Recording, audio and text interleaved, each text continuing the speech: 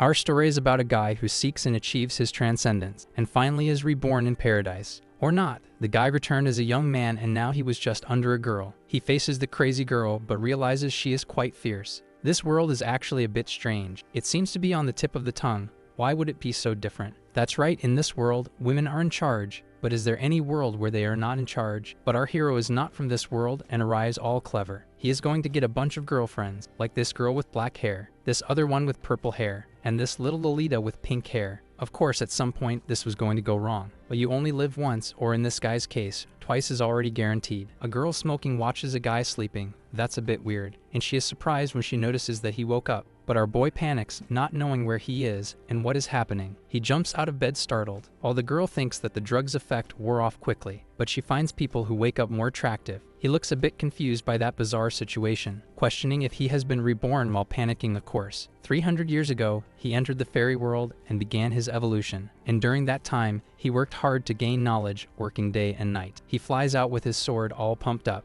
and when he reached the realm of eternity, but instead of opening the gates of time and space, he returned to Earth at 17 years old. At that moment, he wants to know what kind of woman that is and what she wants with him. Then she tells him not to be shy and to come over. The boy says it seems there has been a misunderstanding and that he will leave, not even going to enjoy the situation. But suddenly she stands up and questions that. She tells him to go and ask when Yi Chengxi lets her doves go, and that it is a blessing to be with her. But he just ignores her and turns to leave. She gets a bit irritated and grabs the boy by the arm. Our MC holds her arm tightly, and a power struggle begins there. The girl's cigarette even flies away, but he realizes he doesn't have much energy, so he takes the worst of it and flies away. He supports himself on the ground, adjusting himself, and notices his school uniform there, deciding to make a run for it. Our hero quickly grabs his clothes. He runs away with the woman watching in the background. That woman takes another drag on her cigarette, and is surprised that he managed to escape from her. She says she won't let him get away, and that Shu Ting is her little bunny. Our hero reaches the streets of the city but seems a bit tense. He observes all the hustle and bustle of the city. He is very happy to see his parents and siblings again after 300 years. He hears a woman questioning why she should cry over just buying a purse. Irritated, she says she will buy the purse today so he won't cry. Then the boy gets all cute, saying she is very kind,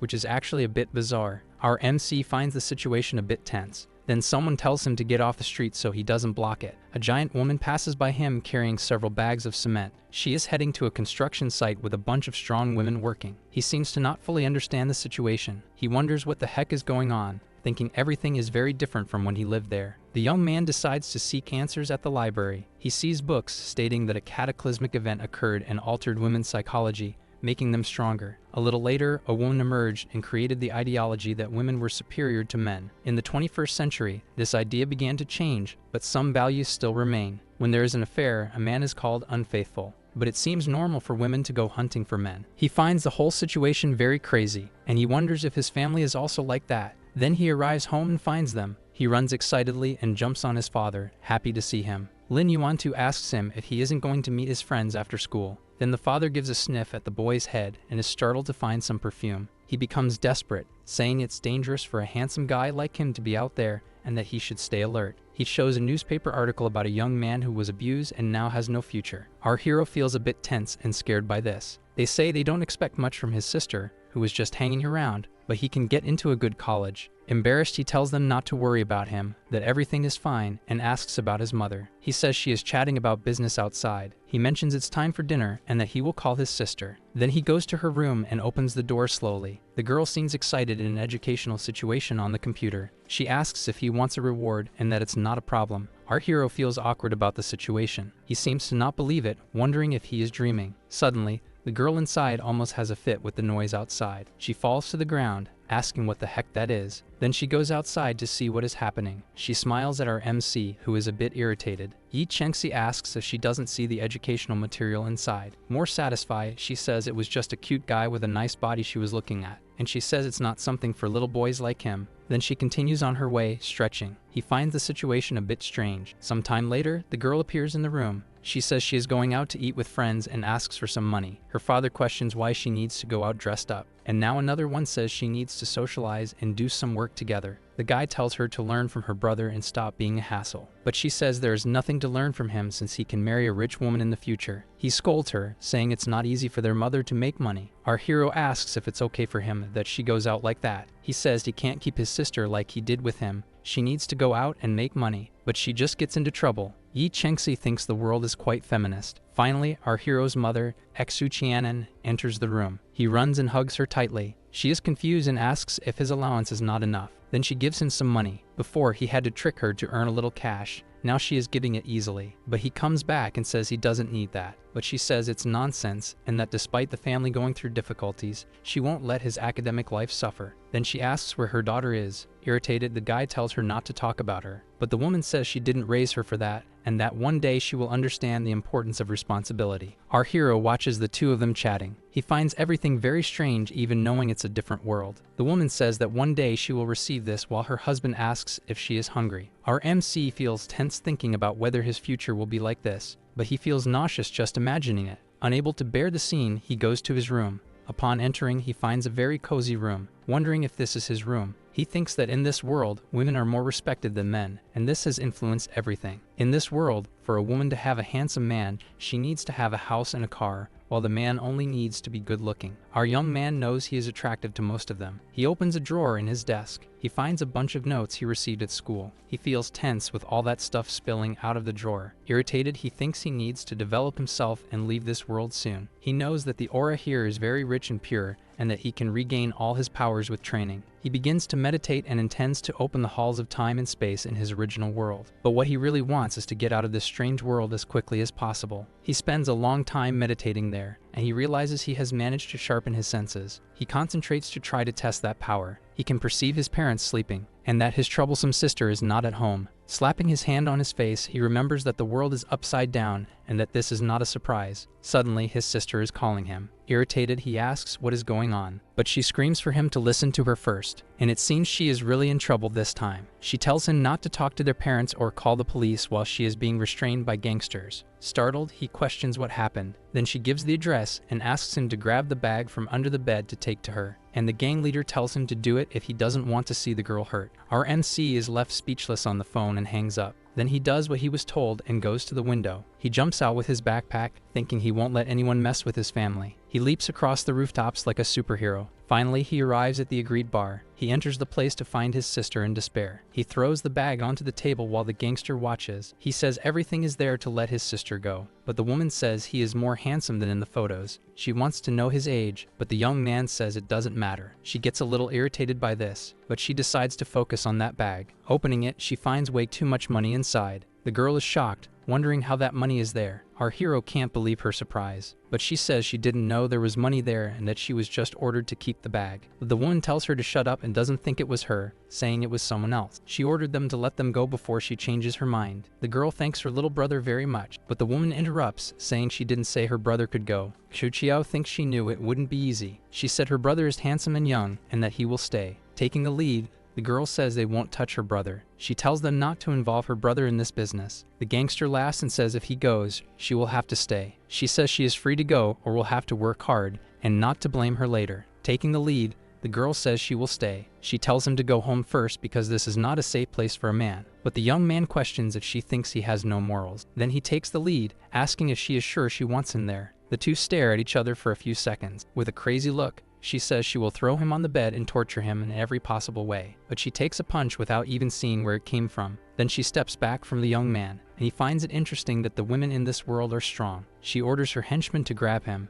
and smiling, our hero tells him to try. He jumps from there to a very high point. People start running and screaming as he turns into a kind of bizarre hurricane. Wiping his hands, he says it's over for him to leave. They turn to leave, and the woman says that if they don't stop, she will shoot. The girl begs Zhou to forgive her brother. Very irritated, she says she will take care of both of them right there, and our hero steps forward again, questioning if that's what she wants. When another elegant person appears, saying that this is interesting. She wants to know why she wasn't invited to that. The woman is quite excited to see our hero, but he doesn't seem to enjoy running into her again. He asks why she is there, and she tells him that this place belongs to her. She dismisses the gangster, saying she will handle them, but the woman gets angry, asking if she is going to break the rules. Changing her tone, she questions about breaking the rules. She orders her security to grab her and dismember her before throwing her out into the streets. The gangster falls to the ground, desperate and trembling. She begs for forgiveness from the woman. Then she corrects herself, saying to only cut one of each. Laughing, she says that this is a little gift for him and asks if he likes it. And our hero wants to know why she is being kind. She says he is the only man who dared to speak to her this way and that he is different. So it is decided that he will be her boyfriend number 36. Our hero does not want to be boyfriend number 36 and says he is not interested in her. She says that a small man like him could be a man for the job, but he scoffs, questioning if she is comparing their strength, and his sister panics, asking if he is crazy to make that comparison. Still smiling, she questions if he is not being arrogant. Then they suggest playing a game, and if he wins, she will not bother him anymore. She questions if he forgets that he is a man, and if he really wants to challenge her. King mocks, asking if she is scared. She laughs, saying she is Senshi, and that there is nothing she cannot do, and her condition is that if she wins, he will be her boyfriend. Then our hero agrees. The two sit at a table on a stage. Several women watch and are incredulous at this challenge. King thinks that in this world, they see men as insignificant and are truly strong. She says they told her to understand the vast difference between a man and a woman. Prepared, someone commands them to start. She seems to exert no effort at all. She realizes that the women in this world are truly extraordinary and very strong. But he is not just any guy, and this surprises the woman. Then in the next moment, he wins the arm wrestling match. She seems unable to believe what she is seeing. Standing up, he says he won and tells her not to forget the bet. The people around then believe what they are seeing as he takes his sister to leave. Yi Chengxi intimidates the others from where she is. One of the security guards approaches and says he will hunt him down. The woman slaps the other, telling her to shut up because she hasn't lost him yet. She stands up and makes a proposal, saying that outside of him, her husband, no one else will disturb him. But he gets irritated and questions who said he needs to stick to a woman. A girl at the bar asks if he is thinking straight. She tells him that women have always been the pillar of society and have owned men, and that even a child knows this. A girl questions if he thinks he is special, and if he has ever seen a male hero in literature. He goes to the woman and questions what her point is, and that all he sees is men working hard to become better. Resting on the legs of a beautiful woman and working to be rewarded is what men do. As they leave, the owner of the place watches. One of the security guards approaches her, and even more excited, she says he is her type and she won't let him go. But the guard reminds her that they need to leave now. She says she only went out for 2 days, and why should she have to go back now, asking him to stop calling her that since her sister is still alive. On the way home, the girl asks him not to tell their parents, but he says he will tell them and asks what she would do if he weren't there. Desperate, she questions if he is threatening her for what happened. She wants to know how he got so strong and why he doesn't marry the woman who is the heir of an important family, because if he gets married, she will benefit from it. Looking like the devil, he says that if she keeps talking like that, he will send her back to the bar. Then the rest of the night seems calm. Our hero thinks he wants to regain his strength quickly because he is still weak. Meanwhile, his sister asks someone to hurry and take off the clothes. It's hard for Sing to concentrate while his sister talks about how big the thing is. He thinks she is very different from his sister in the original world. The next day at school, he walks along until someone comes running calling him. The slightly chubby guy comes running, and he questions if it is his best friend Lin Dong. He is worried, asking why our MC didn't answer the calls, but he doesn't wait and tries to sneak away, feeling a bit embarrassed. The worried guy says he saw that he was having problems, and he makes an excuse saying he was fine to get out of there. He thinks that guy is not his friend. Sometime later, already in the classroom, he feels exhausted, thinking he can't continue in that world, until suddenly someone pokes him. The class president, named Songsha Oran,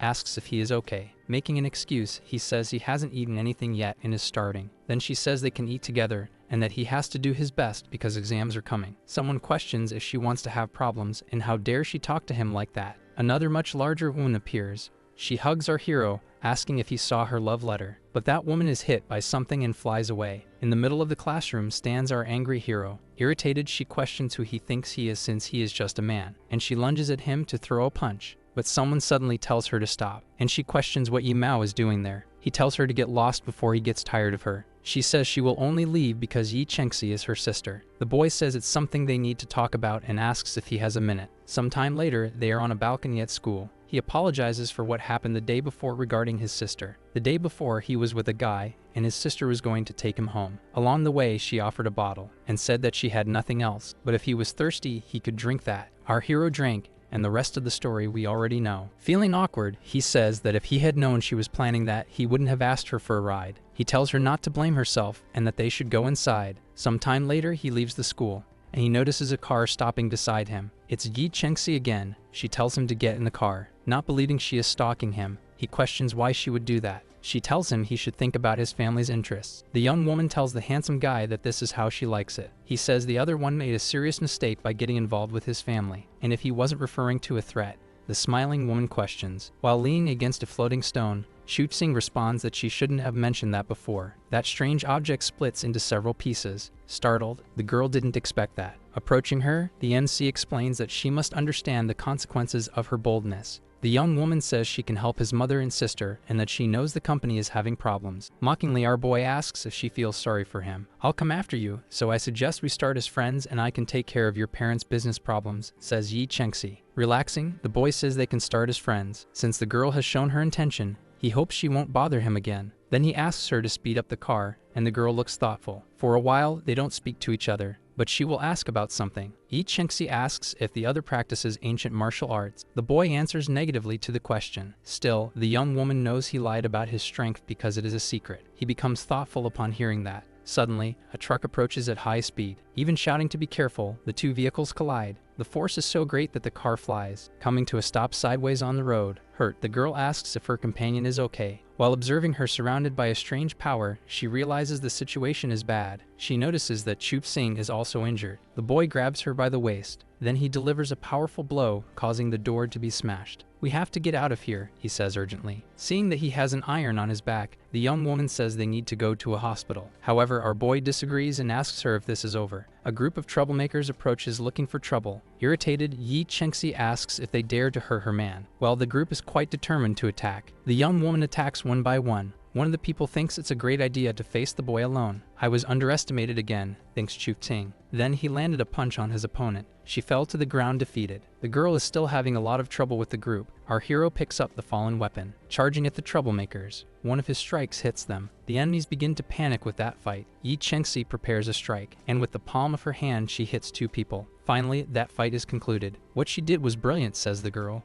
While tossing the weapon to her, Chu Ting asks her to take care of the rest. The young woman says, "Someone will take care of this. If I weren't here, it would have gone badly, and you shouldn't be a preparatory student." Now they can no longer eat together, and since it's late, the boy will leave. Suddenly, the phone rings. Stepping away to answer, the girl asks what happened, letting out a loud scream out of nowhere. Our hero wonders what that was about, but he knows he shouldn't get involved. When he turns to leave, the young woman grabs his arm and asks him not to go. Crying, she tells him that her mother was seriously injured and is at home right now. Mother and daughter were attacked at the same time, and the underworld of Jimin will change because of this. She tells him that if her mother dies, her aunt will kick her out of the family, and our hero tells her not to cry because he will go with her, saying that she must be strong and that he will help her as much as he can. The girl wonders why she is trusting his words. Then she throws herself into his arms and hugs him tightly. Sometime later at the Yi family mansion, the duo arrives at the location. A woman says that she finally arrived. Then Yi asks how things are going there. That person says she doesn't have permission to enter,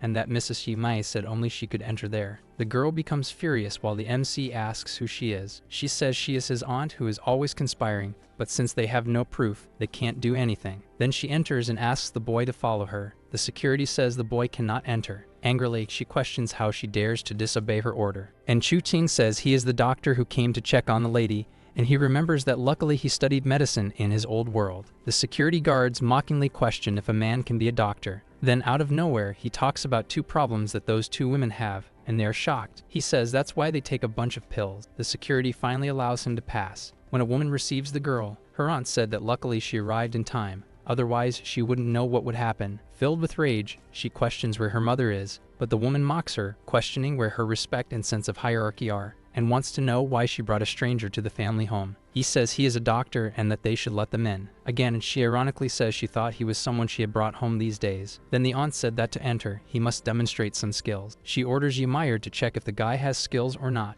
and her daughter agrees. The woman glares at the duo. She is planning for her niece to enter the fight and break the family rules. Then the girl wants him to promise something if she wins. Smiling, he wants to know what it is. She said he must promise to spend the night with her. He says that is absurd, but our hero holds the girl's arm and tells her that it's okay. They should start. Out of nowhere, the girl suddenly delivers a surprise kick, but our hero easily defends it, counterattacking with a precise strike. The woman flies away, much to her aunt's surprise, and the boy asks if she still wants to spend the night with him. Her aunt said she is not an animal and cannot believe he is her type. He tells her to take her to the hospital because he cannot be sure she doesn't have internal injuries. She stays with her daughter on the lawn cursing him. Already inside the house, the girl finds another aunt, and the woman hugs her, very happy to see her. He discovers that his mother is fine but very injured and under observation. The boy says that in this situation, they can't waste a minute and need to check. His aunt questions who that young man is. He smiles and says that she should trust him. Then he says that he is a doctor and also her friend. The girl runs to her mother, who is in bed, asking if she is okay. The woman questions who that young man is. Our hero says that he is a doctor and asks her to show her injuries. She laughs a little and says she doesn't believe he can help her and asks for a minute to talk to her daughter. Then the other woman shows the way. She asks to let him check her, saying he is a wonderful person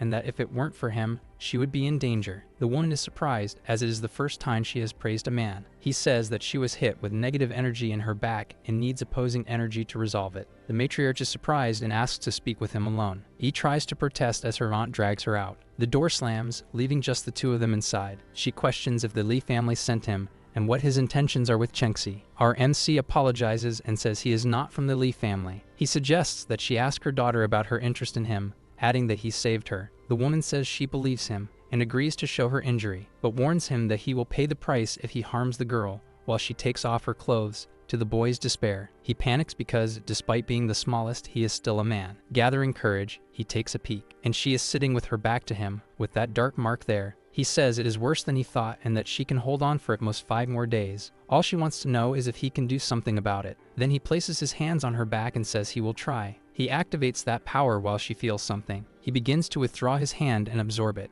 The woman seems to feel something a little different. Then they focus, channeling that energy. He says it is all he can do for now and that he doesn't know what would happen if he removed everything at once. The matriarch says it doesn't matter how he did it, but that she feels much better, and questions how she could thank him. But he says that Chengxi is a great friend, and it is normal to help her. With a little laugh, she says that of course, they are just friends. Now another woman says he is wonderful and that she didn't expect him to succeed. Then she jumps on him and hugs him. She asks him not to leave tonight because she wants to reward him. But the boy says that if his parents find out he spent the night with a girl, they will freak out. She is happy that he is a good boy and that he should try to avoid temptations. Our hero observes that dark energy in his hand and knows that it is like a curse and that he doesn't have the level to resolve it. Knowing that in his old world he could use an elixir, he closes his hand and makes it disappear at that moment. The next day at school, he hears some excited people. The boys shout that Tang Zian is going to make it. A girl with pink hair runs by and jumps, making a basket in the basketball game. She falls to the ground and wipes the sweat off. Our hero wonders if it is really her. Recognizing his first love, everyone around is smitten with the girl, and they say the woman is wonderful and that their hearts are melting. But he realizes that this world is different and that they shouldn't know each other, so he won't bother her, when suddenly someone asks him to wait a minute. That girl questions if she has seen him before. Smiling, he says that they are in the same school, so probably yes, but she says she is not referring to that, and realizes that, like in other worlds, she is always curious about him. Then spinning that ball, she says she doesn't care, asking if he wants to play basketball and says she will teach him. Our boy smiles satisfied. Then he easily takes the ball from the woman's hands. Spinning it like a professional, he says to let's play. She makes a bet that he will become her boyfriend. It seems that everyone around just wants that. Then Chu Qing asks what he will get if he wins. She says that in that case, she will do everything he wants. The girls stop to watch her playing with that boy, called a genius. Then she runs towards him at speed and fakes him out, shooting the ball afterward. It seems that the girl is in front then, and our hero didn't even see what happened. People celebrate saying that she is better and that she will get a boyfriend. Just laughing, the girl explains that she won't play lightly because she wants to win. Leading gently, he tells her to try again. Then the girl runs and bumps into him, and a jump puts her face to face with the basket. But our hero appears and blocks her attack. The ball bounces and goes far away. The people around wonder how a man can jump so high, and the women are enjoying it. He says that now it's his turn, and the woman seems focused. Then he runs towards her and makes a huge leap, easily reaching the basket and scoring a point. The girl is quite upset because she lost. Then she asks him what he wants her to do. Then he approaches the girl, and touching her cheek, he asks what she thinks about going out with him. The people around seem to melt, and the girl also seems to have liked that. But she says that if he wants a date with her, he must be strong. She walks away, leaving the boy looking foolish. He wonders when she became so proud. Some time later, he is taking care of his friend's mother again. You notice that he made 30% progress with his aura while taking care of her. Some time later, the girl questions what kind of reward he wants for saving her and her mother. He is astonished by this reaction, thinking of a little idea he would like. She asks why she is smiling like that and what he wants, but he thinks it's better to think first. While walking, he thinks that he will soon finish healing the woman and complete the awakening of his spiritual body. when suddenly a car stops beside him and someone gets out. A very stylish man appears. He questions whether the boy is Chu Qing and if he is going after Tang Xian. The man asks if he thinks he is cute and if he has heard the name Li Wei, saying that it is him. Our MC thinks the guy is just an idiot. The guy throws a fit, telling him not to ignore him when he is talking. But our hero easily grabs his wrist, immobilizing him on the ground without difficulty. The guy screams for help from his bodyguards, but Chu Qing supports his head to gain momentum and takes care of the bodyguards easily as well. He pushes the guy's head into the ground, saying that if he wants something from him, he should bring more people next time. The boy screams that the Li family will not let him go unpunished, saying that the girl will marry him. Our MC says that he is screaming too much and that today he is annoying. He thinks that even if Tang's family had problems, how could they arrange a marriage like that? He remembers the girl asking what he wants, and it seems that he now has an idea. He sends a message saying that he needs a private investigation. Looking at his phone, he wonders why she gave him the money, but he realizes that he can use the money to investigate and buy information since he is in trouble. He asks on the phone if he is speaking with Hua and that he needs something. My woman who answers on the other side questions what he wants, saying that she is not cheap. Sometime later, our hero is in a bar, wondering if he could trust that woman who asked for nothing, when suddenly someone approaches calling for him. That is Chen Huahua, and the girl gives a little wave to the guy. She asks if he wants information, and a bit incredulous, our hero questions if she is the girl thinking she is a loli. The woman confirms that it is her and asks what relationship he has with Yi Chengxi, suggesting that if they are not dating, he should date her. The guy is quite taken aback. Our hero chokes on his drink and says he wants to buy information about the Tang family Xian. The girl gets tense and asks if that girl from basketball was his girlfriend, but he says no. Chun Qing becomes a bit worried that she knows so much about him. Then smiling, the girl says she can go after him. Impatient, our hero says he will look for another informant, and the girl says she can't even joke. Then she explains that the Tang family is a large commercial family owning many companies in the city, but it seems they are not doing well financially, so the family proposed marriage for them, and this marriage could solve that family's problems. He is surprised and thinks that in his past life, the girl didn't have so many secrets or perhaps didn't want to put pressure on him. The girl questions if that's all he wants to know, but he wants to know if there is any family that understands alchemy in this world. Then the girl says that the Tang family is alchemist and specializes in elixirs. What a good coincidence. Chu Qing is shocked to learn that there are alchemists in this world. Interested, he asks for more information about it. Then she says she can manage, but it depends on what he will offer. He must be sweet-talking her. He feels embarrassed and asks her to stop with that, and the girl laughs and says it's fine. She says there are two types of alchemy, and one of them is the common one from the Tang family. The second is a mysterious spiritual power that she doesn't quite understand. Shocked, he realizes that there are people in this world just like him. She said it will cost 100,000, but since he is handsome, she gives a 20% discount.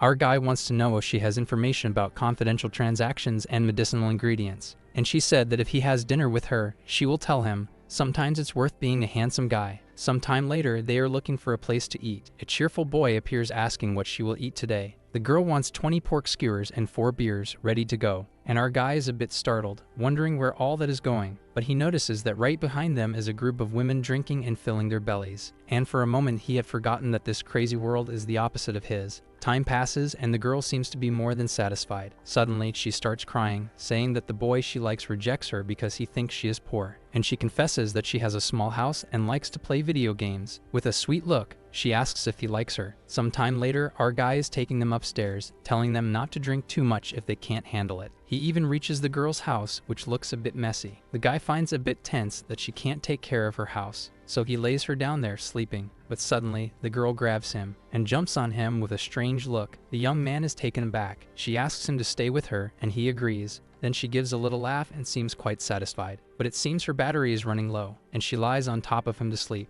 After a while, our guy manages to get out of there and checks his phone, and sees that the Tang family is going through tough times. He sees a news article about the auction house that belongs to the family. He knows that you can't live without money anywhere, but he knows something that is worth a lot in this world. Sometime later, our hero is meditating on the terrace. He thinks that in the world of immortals, there is the spiritual stone that helps with evolution. The stone can be obtained by cultivating eternity, absorbing the aura of heaven and earth, but in this world, they don't exist, so he will sell it. He knows he can make some money by making them. Sometime later, he meets his friend's mother. She seems quite cheerful, feeling young again, and she realizes that her strength is back, saying she will get back at the harpy. She thanks Chu Qing and says that if there are any problems, just let her know. Our hero is pleased with this. He finished recovering the woman and managed to free her spiritual body. Now he just needs to improve that. But suddenly, someone calls for him, asking him to wait. Yi Chengxi comes running and jumps on our hero, catching him off guard and giving him a big kiss. She thanks him for healing her mother and says it's a small gift. A security guard says they are calling her for a meeting. She runs off saying she can't right now, but will give the full gift later. Oh my. He feels awkward but thinks that was nice. Sometime later, he is meditating again, and with a bit of effort, he achieves something more. He thinks that when he entered the temporal corridor, he couldn't leave behind this sword. That weapon has been with him for 100 years and seems limitless. Using a lot of energy, he bids farewell to his weak body. Things are about to get crazy, and he is happy that his spiritual body has finally revived. His sister opens the door, asking what kind of mess this is,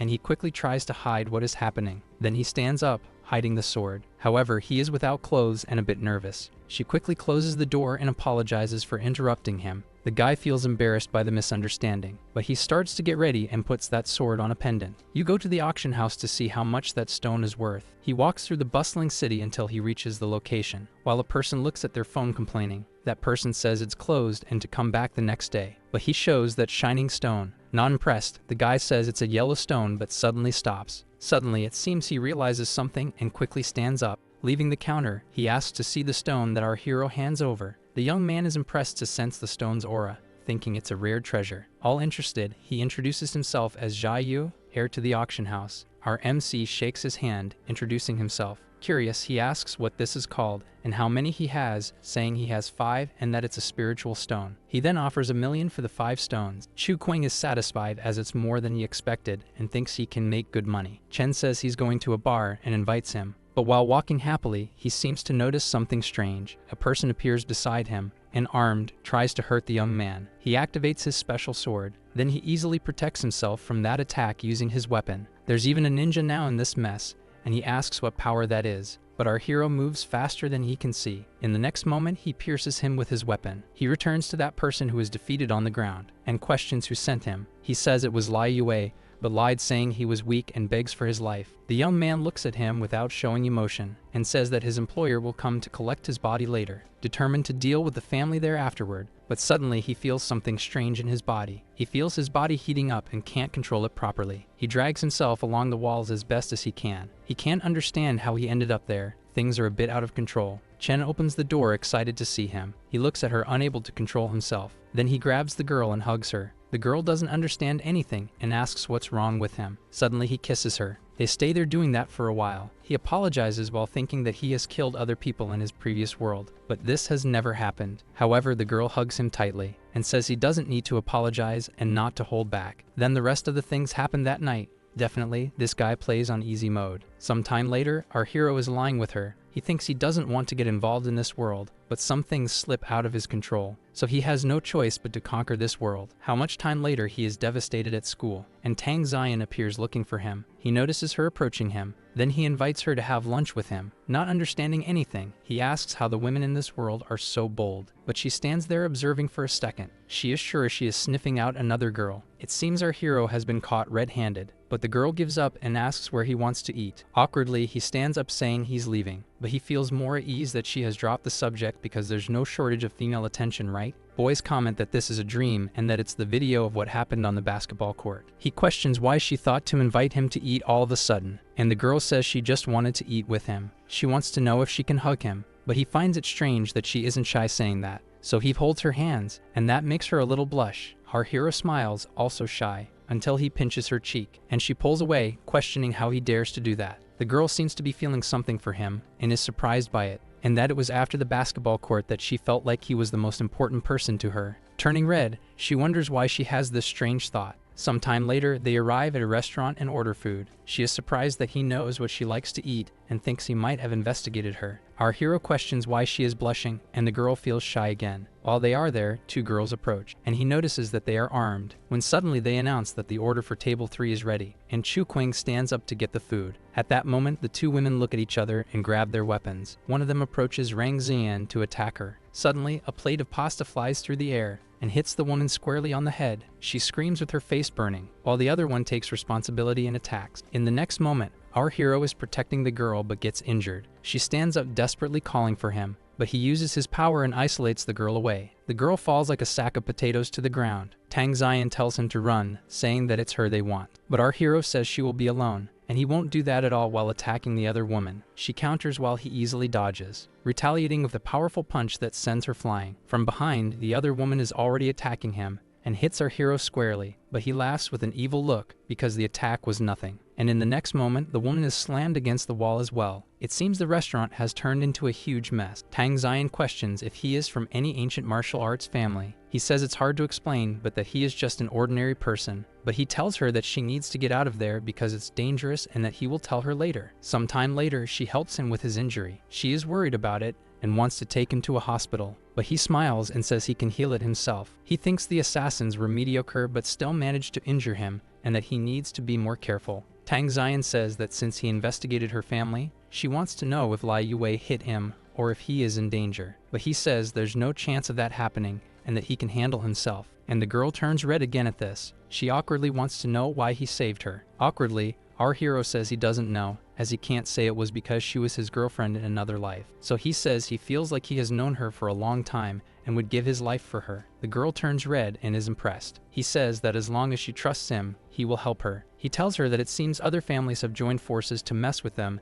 and stole a pharmaceutical formula from his family. After investigations, they discovered that the family there was behind it, and our hero thinks that this family is getting involved with several others. He questions if she believes he can solve her family's problems. Not understanding, she asks how he would do that. Our guy says it's simple as long as they can create another refining formula, but she says it's difficult and that they took more than 20 years to develop some. Then Chu Qing says not to worry and that they will talk about it later. He mentions that there will be an auction in 2 days and then they will discuss it better. Suddenly, it seems he feels something strange, and the girl worries, wanting to help. He thinks he marked Yi Chengxi with Riki, questioning how it could have been erased suddenly. He says he needs to do something urgent and that he won't be able to return to school. He then asks Huagua to track Yi Chengxi's phone because something happened to her. The girl promptly starts doing that. Then she calls Zayu from her cell phone. The guy asks if there's something good for him, but actually he wanted to ask for help and a car. The young man questions where he is to pick him up. Then he apologizes to the people and says that the auction house will be closed today for urgent reasons. Sometime later, he has already picked up our hero by car. The girl says that Yi Chengxi's location has changed. Then Chu Qing says they need to go to that location, and the excited guy tells him to hold on and speeds off through the city streets. Our hero is tense with this situation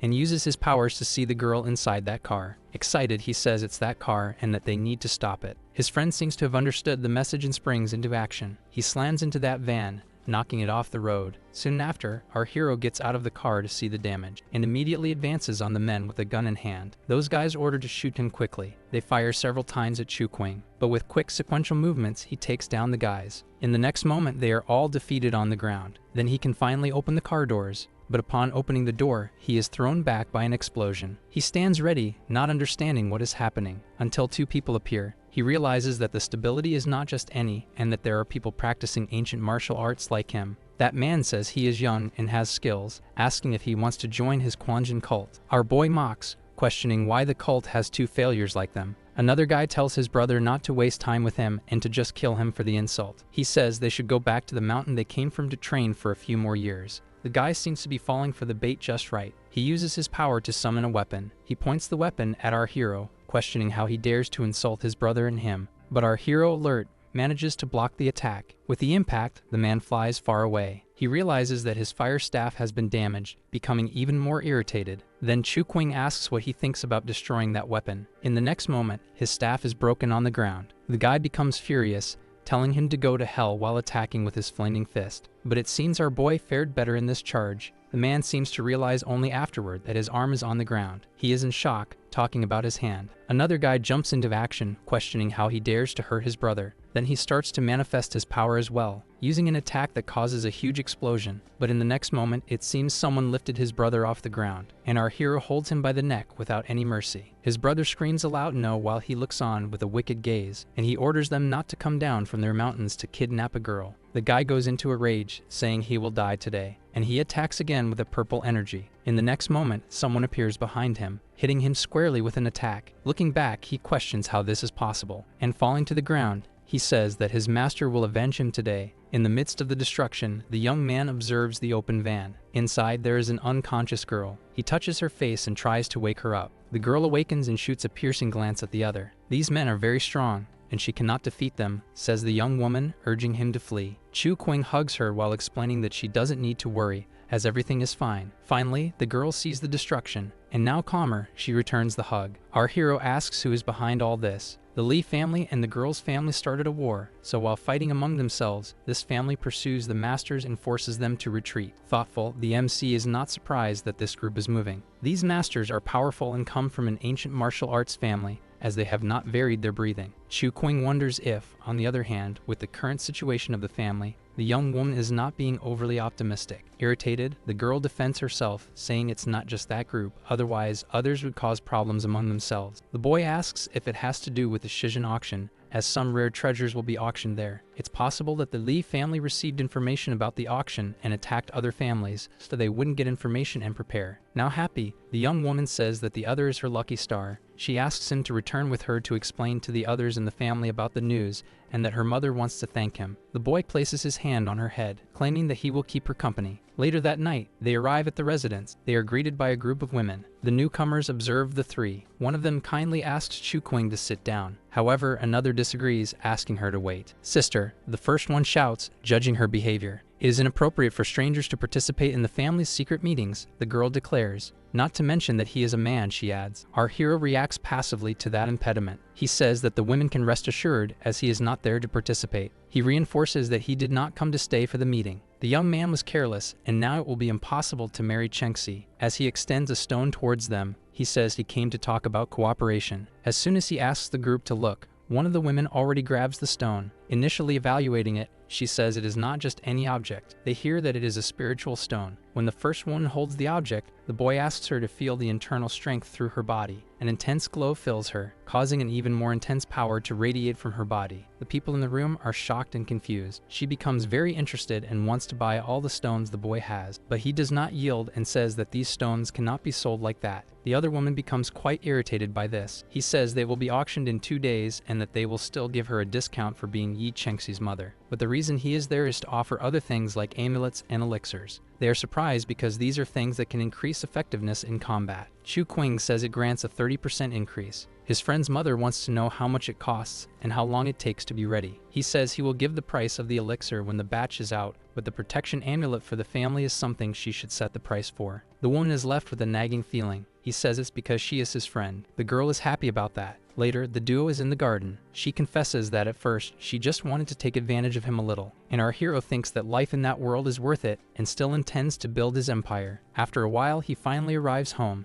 and it seems there is a somewhat unfriendly woman visiting. Smiling, she says she is his aunt. He greets her but thinks he has never seen anyone fatter. Then out of nowhere, she drops the bomb that she is about to marry him off. He freezes in place because he is only 17 years old and certainly does not want that. He tries to dodge this and says he still has to go to college, but the woman says that is money wasted, that men shouldn't go to college. He finds this world where women step on men to be a drag. His aunt then wants to know about his sister, but Sochianan says the girl is idle, and our hero thinks she must be drooling in bed. The woman says she sees that their educational methods are not the same as her mother's, and the father leaves, saying he is going to make tea. Chu Qing notices that her father is leaving somewhat upset. She gets angry and wants to kick the woman out. The annoying aunt criticizes her for marrying that man instead of one from a better family. And suddenly, an explosion of energy almost gives the woman a heart attack. Our hero is there, filled with rage, and disguising it, he says there was an insect on the table. Then the woman says she will wait for the answer because if not, there will be consequences. The woman tells him to enjoy his last year because soon he will be married, but he provokes the woman. She says that his family will arrange a marriage with a rich woman for him. Chu Qing says she won't sell herself easily to just anyone. Then she questions her, since she has money, how much would she pay for a leg? Startled, she tells her sister to take the boy to the hospital because he is crazy. He looks over his shoulder and leaves that place.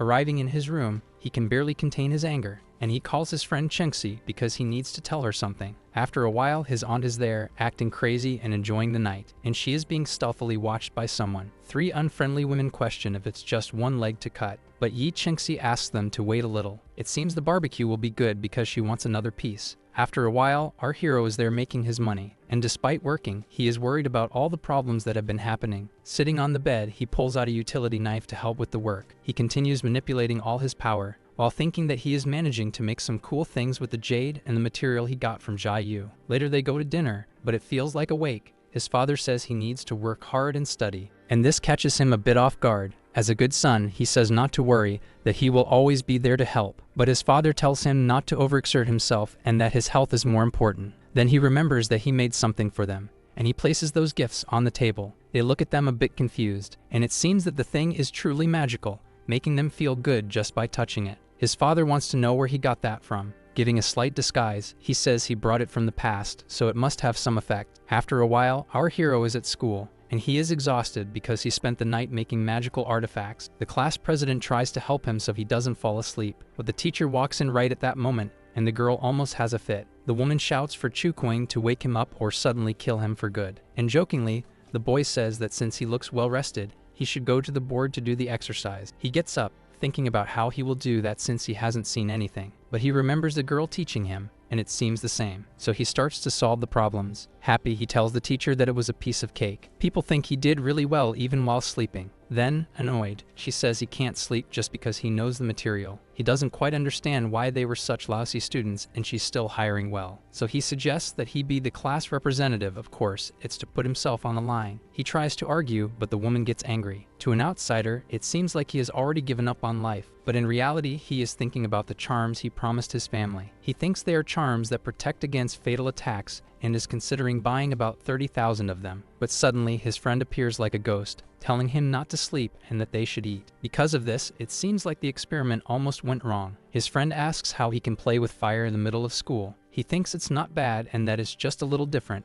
but things are a bit messed up. He hands this thing to the boy and says it's a protection charm and not to tell the others. All excited, he says he is the best friend in the world and wants to give him something too. The scene is a bit suspicious. Then he pulls out a soda bottle, and our hero stands there, staring in disbelief. He gets irritated, questioning if it's a bottle of Coca-Cola that's already been drunk, but the boy says there's something more. Not believing it, he asks what it could be. He says there's going to be a sports festival and asks if he wants to participate since he won against Tang Zian. But our hero isn't interested. But a little friend with broad shoulders says they will force him. Plus, it would be good to create nice memories. Chukwing thinks it makes sense, and that back home he didn't participate in these things. So he ends up accepting, and the boy celebrates happily, saying he can eat now. Our hero questions if he is betting on this, and the embarrassed boy says no. Suddenly, a very pretty girl appears, and people comment if it isn't Lin Wan, the school star who plays piano and sings. She waves to our hero and says it has been a while since they last saw each other. Smiling, he says that's true,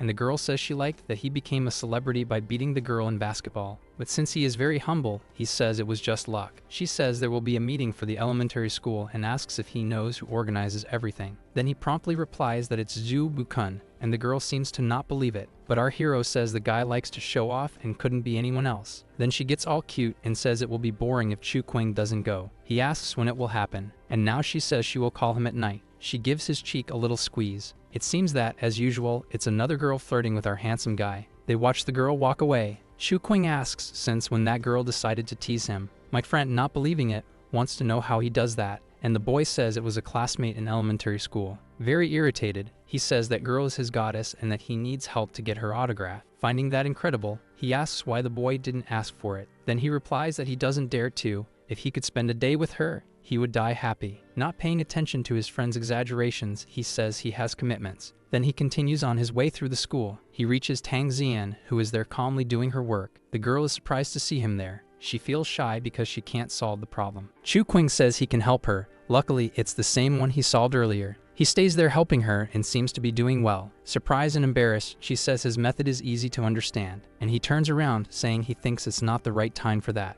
But he asks her to follow him because he wants to tell her something. They go outside alone. Then he hands her something to keep her safe. Tang Xingyan realizes that it's not easy to get something like that, and she says she can't accept something so expensive. But he insists, saying its purpose is to protect her. The girl feels flattered by that. Taking it in her hands, she thanks the boy. Noticing that she's doing well now in class, she decides to do about 30 more before going home. At the end of the afternoon, the school mission is accomplished. It seems like he opened a factory by the looks of it. He intends to go to Yi Chengxi to see how much his family will pay for this. But suddenly someone grabs your shoulder, and it's your dear friend, to say the least, calling you out for a night out. Chu Qing becomes curious and asks where and why. The young man says it's a beautiful and exciting place. But our hero declines and says he will be busy. When night falls to see the girl, she throws herself into his arms, and it seems she was anxiously waiting for him to arrive. But suddenly she seems to notice something suspicious. She asks if he is seeing someone else, as she can smell another woman's perfume around, and R71 gives the girl a vague answer. He gives the girl a charm and says she doesn't need to pay for it. She looks confused as he steps away, and out of nowhere he throws the cup at the girl. He seems a bit crazy, doesn't he? She looks at that somewhat startled, and her charm comes into action to protect her. Then he says it's to protect her, and it's also a cool talisman he made. Yi Chengxi becomes quite emotional about this, and jumps on him saying that it's really nice. But she says that if she finds out he is with someone else, she will cut off his little toy. He touches her face, making her blush. He throws her onto the bed all seductively, and says he will return in a few days. The guy is getting good at this. Sometime later, he goes to Chen's apartment. The day is short for so many girls already, and he notices that she didn't lock the door. Entering the apartment, he finds the girl sleeping on the couch. He plays with her hair, and she seems to be having a nightmare. When she finally wakes up and sees him, she hugs him tightly, saying she dreamed that her mother didn't want her father or her again, and she becomes desperate, questioning if he is going to abandon her without saying anything. Chu Kuang thinks that maybe one day he will return to his world, but not now, so he assures her that he won't do that. She smiles and says it's better that he doesn't dare. Then a severe look says that if he does, something will happen. She talks about him saying she will bite him. Now she sleeps peacefully. He thinks he needs to go home because his father will be upset if he sees that he is not there. Unintentionally, he bumps the phone against the mouse, and something catches his attention on the screen. He sees some information about the family of ancient martial arts, and thinks that she helped him gather a lot of information. Then he approaches the girl and kisses her. Already in the city, he walks while using his phone, and feeling awkward, he answers his father on the phone. He is quite irritated and says he will ask his mother to pick him up.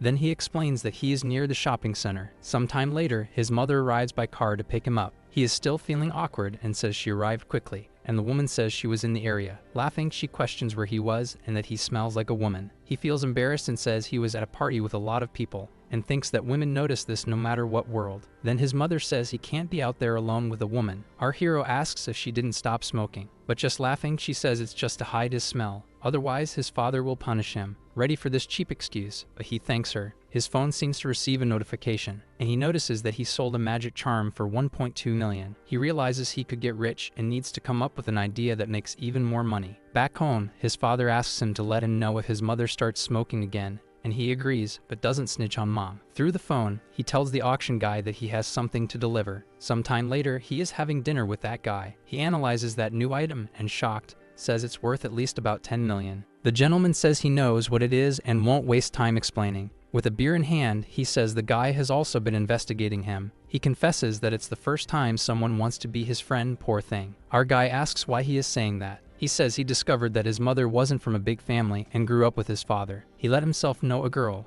but because she is noble, they will always be strangers to each other. Feeling this, Chu Kuang says he doesn't have those problems but understands his pain. He says that his mother was from a big family that didn't accept the relationship with his father, so they ran away. But he says that currently the family is putting pressure on him and he would have to marry a huge woman who can barely fit through the door. The guy bursts out laughing while apologizing. The young man says that today he is having a great time, so it's a day to get drunk. Then they toast while the guy jokes that soon he will need a tractor to take his wife home. Sometime later, our hero stumbles while climbing the stairs. Arriving at the front door, his sister is there, reluctant, and he approaches her like a ghost, making her scream. Desperate, he covers her mouth and asks if she wants to wake their parents. She awkwardly says that he is a homebody, and being drunk like this means he will never get married. But in the next moment, she starts swaying like a green twig, and falls drunkenly into her brother's lap. He takes her home and puts her in bed. It seems that our hero is a little out of shape. Then suddenly she pulls him onto her bed, and he feels good and relaxed there. The girl tells him not to be shy,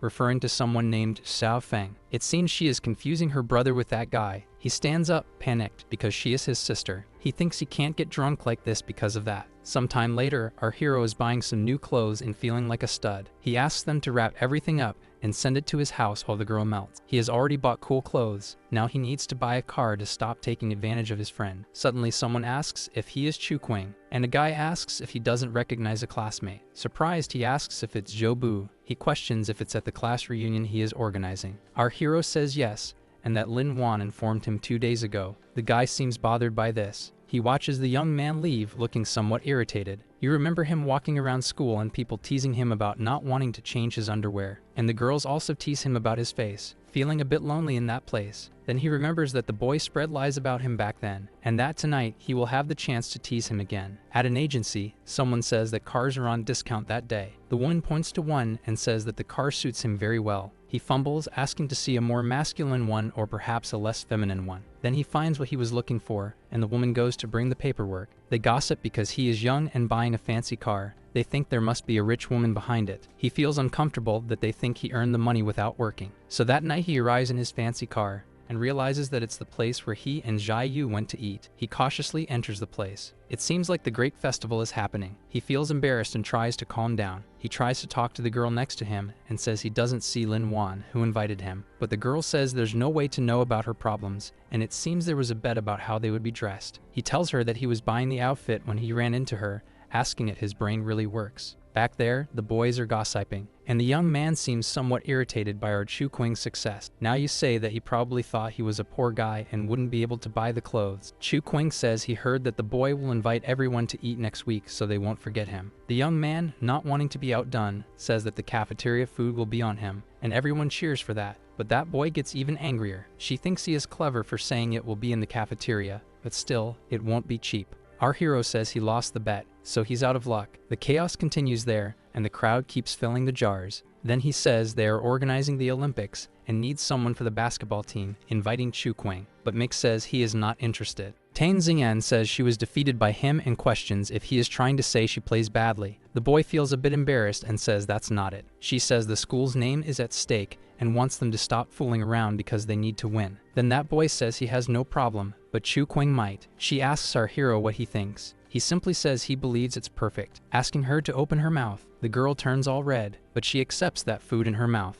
Zhou Bu is increasingly irritated with our competitive Nissi. She asks if he wants to join the basketball team. He replies that if she wants him to participate, he will, but he has one condition. He wants a kiss. She smiles and asks if he would accept a French kiss. Then he says that's fine, but he will be the one to kiss her and asks her to close her eyes. And yes, it seems like a little kiss happened there. She feels a bit dazed afterward. She adds that since he accepted, there will be a reward if he wins the competition. The people around say that she is with her boyfriend and that if she doesn't invite them, they won't accept. She smiles and says everything is fine whenever they want. Chu Qing says he invites everyone to have dessert at a great restaurant nearby. They celebrate that her boyfriend is generous and that the girl really only notices him. Worried, she wants to know if she can afford to pay for everyone. Chu Qing tells her to relax because he is already her boyfriend and won't disappoint her. But she questions how a man can want more fame than a girl. It seems our Mixi is once again gaining popularity, and the boy is too irritated because he wanted to be the star of his own party. Sometime later, they are at another restaurant nearby. Tang Xingyan says the desserts are really great. Zhou gets all excited when Lin Wan arrives at the place. She explains that she had some things to take care of and couldn't come. She simply ignores the boy who looks foolish and goes to Chu Qing. She says it's rude of her to keep him waiting. The girl says the company wanted a video,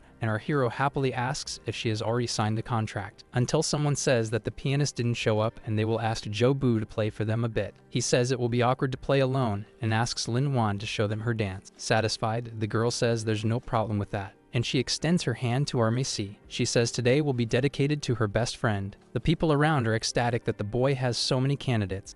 Then that envious boy starts to play. The girl dances with her body bent. Chu Qing says he plays very well. His new girlfriend wants to know if he doesn't prefer the dance, and he questions if she is jealous, making the girl blush. But she says the dance is especially for him, so he shouldn't disappoint her. And to the girl's horror, he pinches her cheek again. Zhao Bu is reaching his limit with the girl he likes dancing for him, while he is paying attention to someone else. So he bangs his hands on the piano. Pointing his finger at our hero, he questions if he knows what respect is. Then he says the boy can play, but whether to listen or not is his decision. Zhao Bu says he doesn't care, but regarding Lin Wan. Then our hero stands up. He makes a gesture with his drink glass and downs it all at once. The girl smiles and thanks him, satisfied. Another boy seems like he is going to explode like a pressure cooker. He gets very irritated, saying he is laughing at the performance. Armik says that if he played like him, he would have already cut off his hand. In anger, he orders the boy to kneel and apologize. He says if he loses, he should say goodbye to his hands, and the boy is terrified by that. Then our hero blows a tune into the air. The people around are amazed. He finds those two girls questioning what song that is. Zhao Bu sees himself in a flowery place with butterflies. That was a true song of the gods that he managed to get when he was about to become a god. The people around say it is the most beautiful music they have ever heard, and that the boy is doomed. He feels terrified by that,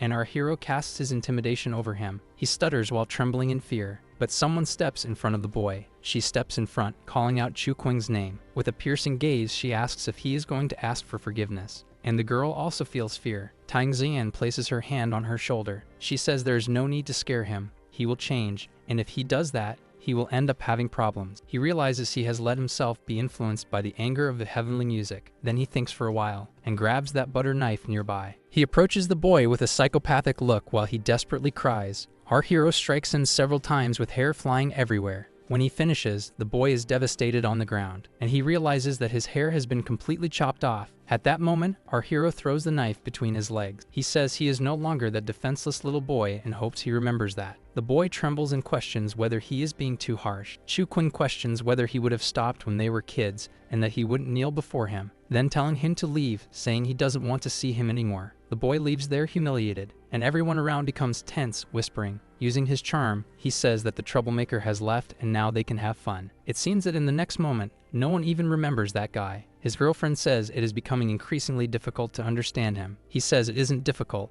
and that soon she will know who he is. Later, he is back in his car, and he thinks about how he will get home smelling of alcohol. He asks his sister to help him come up with an excuse, and that he won't be able to go home today. Chu Xiao gets irritated and says she won't lie for him, wanting to know where he is going. Saying the magic words that he will give her some money, she perks up. Then sometime later, he arrives at Huawe's house. He tries to use his key on the door, but he realizes that the door is open again. She finds a rather strange scene inside, and there is a bizarre guy holding the arms of one of his many girlfriends. The guy shouts, asking who he is. Then our hero says she is his girlfriend, wanting to know who the man is. The guy questions whether he is her boyfriend, and he confirms. He says he is her father and that he owes him 3 million. Hua calls him shameless and says that he was the one who made the bets, so the debt is his. Irritated, she questions how he thinks he could have that money. She throws a card in the man's face, saying it is all her money and tells him to get lost. He says it is little and that he will get the rest from her boyfriend, but she defends him, saying he is just a student. The guy says she is shameless for seducing students and that he is with her for money. She said that if he had money, he wouldn't even notice her, and our hero thinks that didn't need to be said. Grabbing her arm, he tells her to break up with him and then find a guy with money to marry. I said that besides being of legal age, the rest is also fine. Saying how a woman can sell her body easily to rich men. The girl, not believing what she is hearing, calls him a jerk and runs to her boyfriend. Chu Qing says he will give the 3 million to him if he never bothers Hua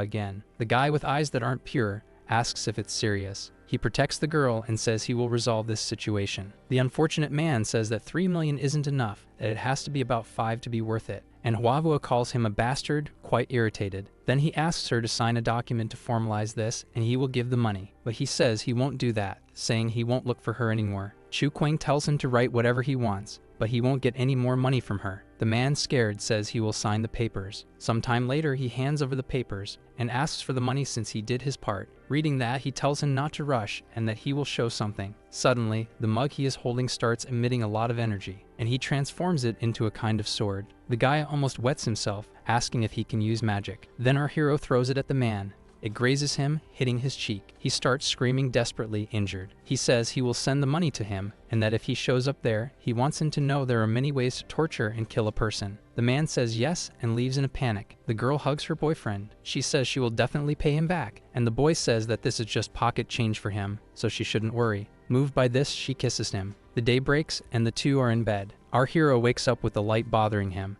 and sees that girl watching him. He questions why she woke up so early, and she tells him to get up because she has something to teach him. A little while later, they are sitting at the table eating, and she is very satisfied and smiling. He questions why she is being so affectionate with him. Shyly, she says she doesn't want to lose him, so he tells her that she doesn't need to do those things, she just has to be herself. It seems that this gave the girl a boost to work at home while listening to music. He notices that the girl woke up full of energy, but he feels all worn out. Suddenly, his phone vibrates. He sees a message from his friend Jai Yu saying that everything is resolved. He thanks him for the 5 million borrowed and says he will pay him back soon, but the guy says there's no need to thank him. Meanwhile, Tang Xian tells him to go to the basketball club after class. As requested, he arrives at the location. He sees a group there working hard on the game. In fact, if they put some dummies from the post to play, they would do a better job. Now she is sitting there feeling quite unmotivated. When our hero arrives and questions whether they are playing or just getting beaten by the ball, she says she can't wait because she has the level of a girl and that the best in the school are like that. But she changes the subject and wants to know about the medicinal formula he mentioned earlier. Chu Qing says there's one to help mages increase their magic. She questions whether he trusts her, saying she won't trick him. The guy asks if she believes he just wants to help and doesn't care about money, and the girl says yes. She confesses that she is now truly in love,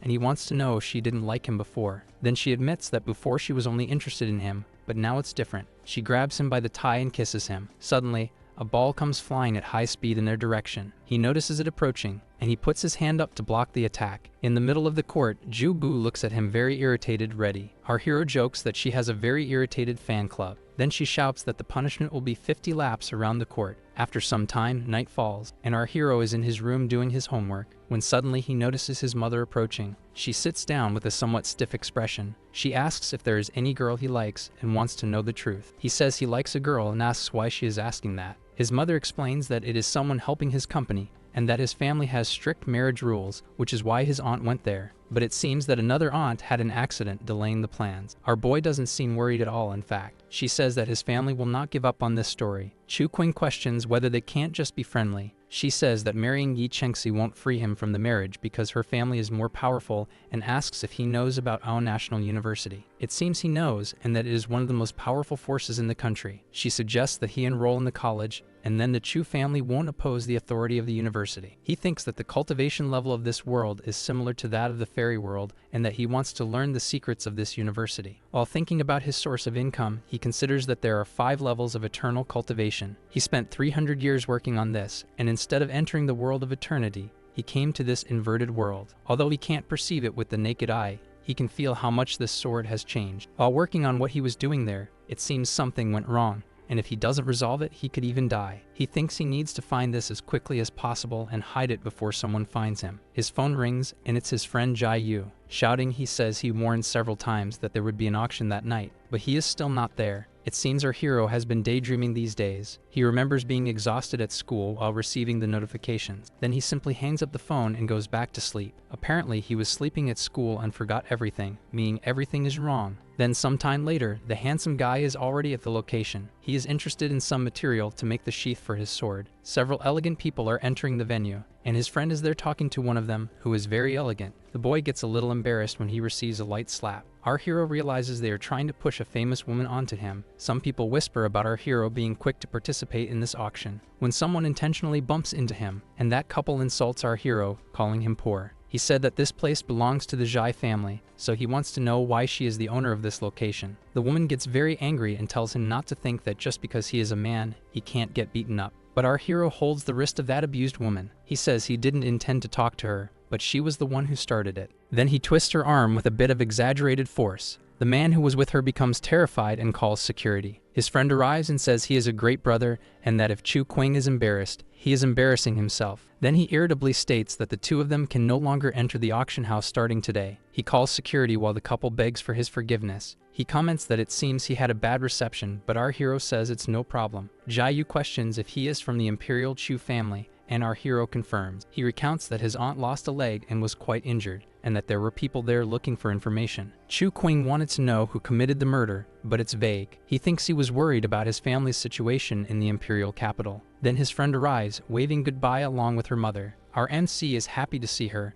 and his friend greets her. Yi's mother says he needs to study hard since he will be entering university. Our hero realizes she is worried that the young man will use him, and he reassures her. Yi Chengxi tells her mother to take a walk because she wants to talk to our MC. She jumps on our coveted young man because she missed him. Clearing his throat to get attention, Jai Yu says the auction is about to start, but they don't need to go in. Our young man tells his friend not to take seriously what her mother said, and his friend from the auction house says she is taking care of her favorite son-in-law. Chu Qing wants to know if there is any special metal, and the young man says to go to the room so he can give the information. Sometime later, already in that room, Yi Chengxi asks if the stone he mentioned is in the auction, and our boy says yes, and that there are 5. Then he offers a drink to the girl. The girl teases him, asking if he will give her tea with milk while he drinks wine. He had forgotten that in this world, women like to fill their cups, but she gently says that if he doesn't like women who drink, she can stop. Then out of nowhere, she grabs his hand and presses it against her body, saying that since they are alone, they can drink as much as they want. The poor suffering hero realizes she has suspicious interests in him. The girl says she bought maid clothes and bunny ears, and the guy almost chokes.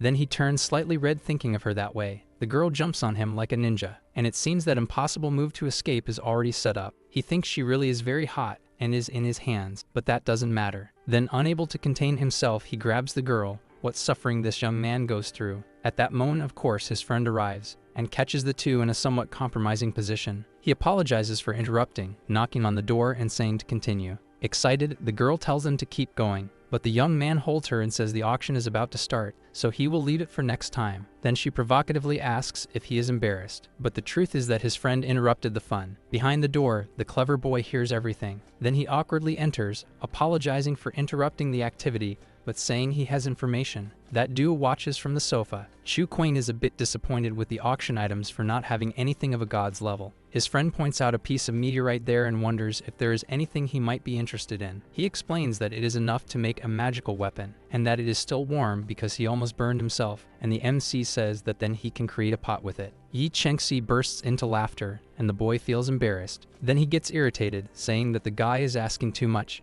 and that he won't bother anymore. He hands the tablet to the girl and tells her to see if there is anything she wants. Then suddenly she sees something interesting. It is an ancient wine jar that, if drunk, will greatly increase strength. Our MC questions if she wants it, but says that many people must want it and that it could bring danger. It seems that suddenly he sees something interesting there. It is not wine, but that jar could be the material of the god of gold he was looking for. And wanting to show off, Jia Yu says that if he asks nicely, he can take him to see the item. But our hero declines because he knows it is exactly what he thought. Then suddenly nearby someone shouts 100 million. He thinks it's Tang Xian's voice. So he goes to the balcony on the second floor and sees that an auction is taking place. It seems he wasn't mistaken about the girl, and what is being auctioned there is her family's traditional medicine recipe. They talk about how strange it is for her family's traditional recipe to be auctioned. Then the boy says goodbye and mentions he will go ahead to check it out. A strange sound catches our MC's attention, and the girl is there next to him, preparing something. She feels awkward and says she can't help it, but if he wants, she can stop. Chu Quing asks how old the girl is and what else she thinks about besides the fun. She seems a bit crazy already, and the boy says he asked for her help to teach a woman a lesson.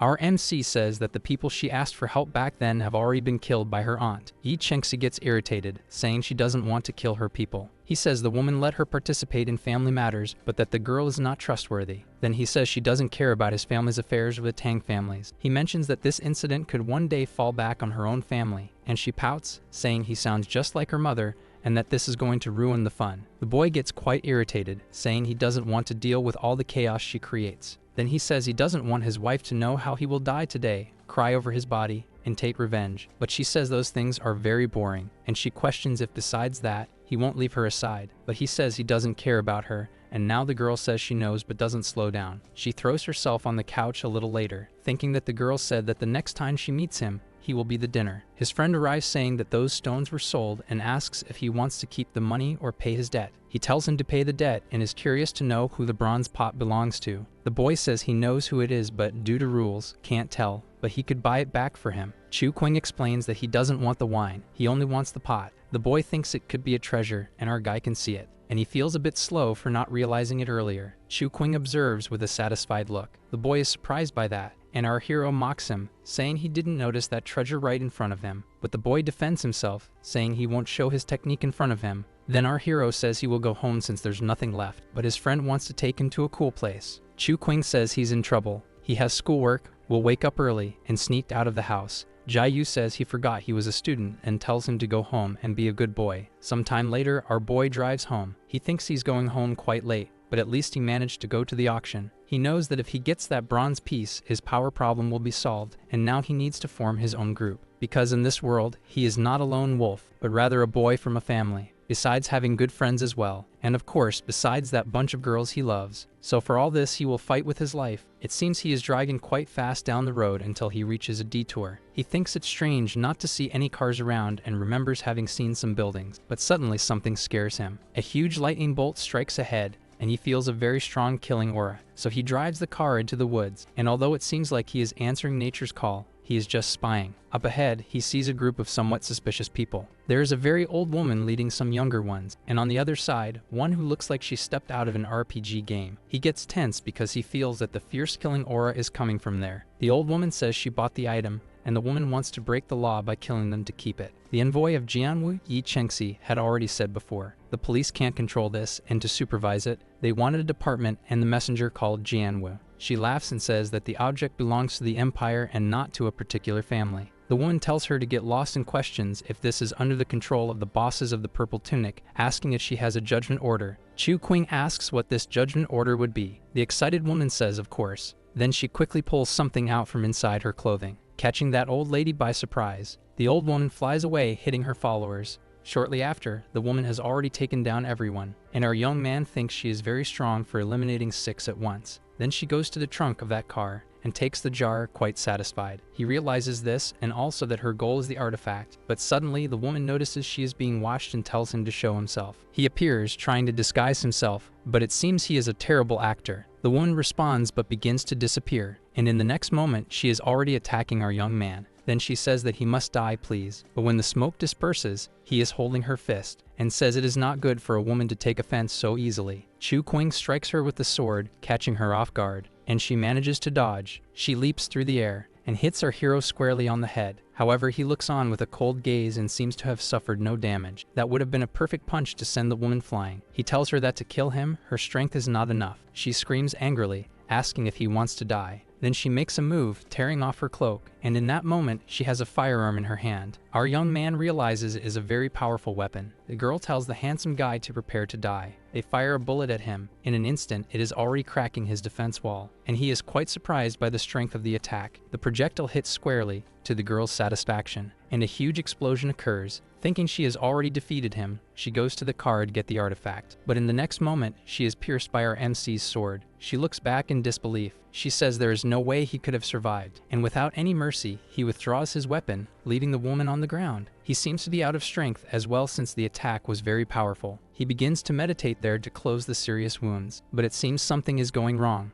and he feels a lot of pain. He realizes that the wound is very serious and could kill him at any moment. He analyzes the weapon and sees that it is common, nothing special. But that bullet seems to be the problem. He realizes it was specially created to deal with martial arts warriors. Sometime later, Chen Huagua notices something while sucking on her lollipop. Through the door, our hero collapses like a tree. She screams his name while he does not move on the ground. Desperate, she questions if she needs to take him to the hospital, but he says he is not going to die and asks her to clean it with a knife. She questions why he is so seriously injured. Desperate, trembling, she says she cannot do it. But in the next moment, she thinks that Yi Chengsi can do it. Time passes and the two girls are there. She looks determined at our MC and asks her to give her the knife. Without thinking twice, she plunges the knife into the boy. The boy awakens with the pain of that. Shen Huahua is horrified at the butchery happening in her room. Some time later, the evidence of the crime is there, and our hero seems a bit calmer. She worries about him, and Yi Chengsi says he is not going to die now. Chu Qing realizes that now the two girls are there, and things are going to get crazy. The girl asks Huagua to get a glass of water for him. She observes our hero for a few seconds. She wants to know if they have anything with the girl,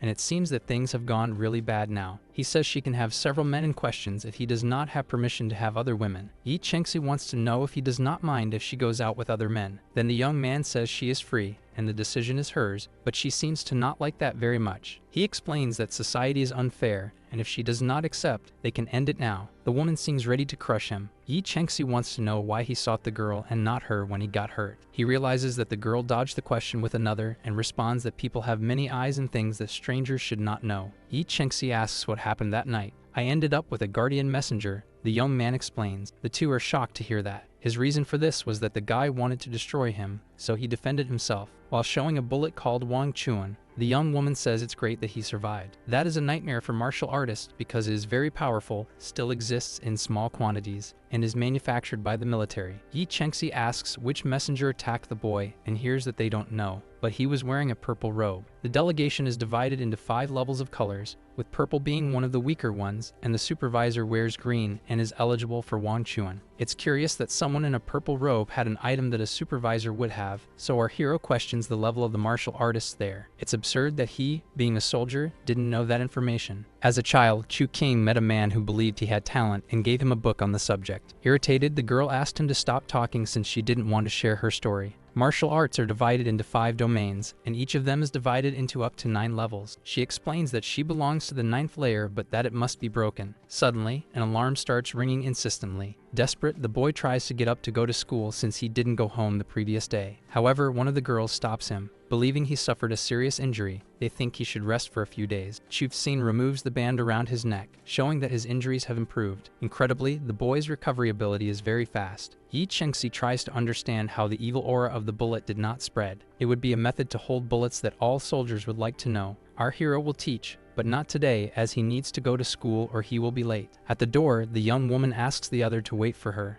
Huahua looks confused, glancing from side to side, and begs the girl to say her name. The other barely looks at her. She continues on her way, slamming the door as she leaves. It seems she is angry with me, thinks the young woman. Meanwhile, in a school class, Chufsing is deeply asleep. A girl urgently whispers his name, trying to wake him up. The teacher suddenly appears, scolding him for sleeping. She also asks both of them to leave the room and to call their parents to come to school today. Upon hearing if she could call them, Tong Fei gets irritated and throws it in his face that it's his fault. Song Charan feels bad and explains that she is wrong. The MC thinks about following the same line. "I promise I won't disturb others when I sleep next time," says the young man, thinking he is nailing it. Apparently, only his friends agree with his reasoning. The teacher tells him to sleep as much as he wants but insists that the girl call her parents. She wants the parents to know how their daughter is wasting her studies for the wrong reasons. The boy interjects, saying that the woman is mistaken and that she should refer to him as well. If they don't pass the test and don't score 10 points, both will have to call their parents and admit their relationship in front of everyone. Everyone should know the danger of love, which is punishment and poison for the future of young people. It seems our hero has just realized that his friend likes him.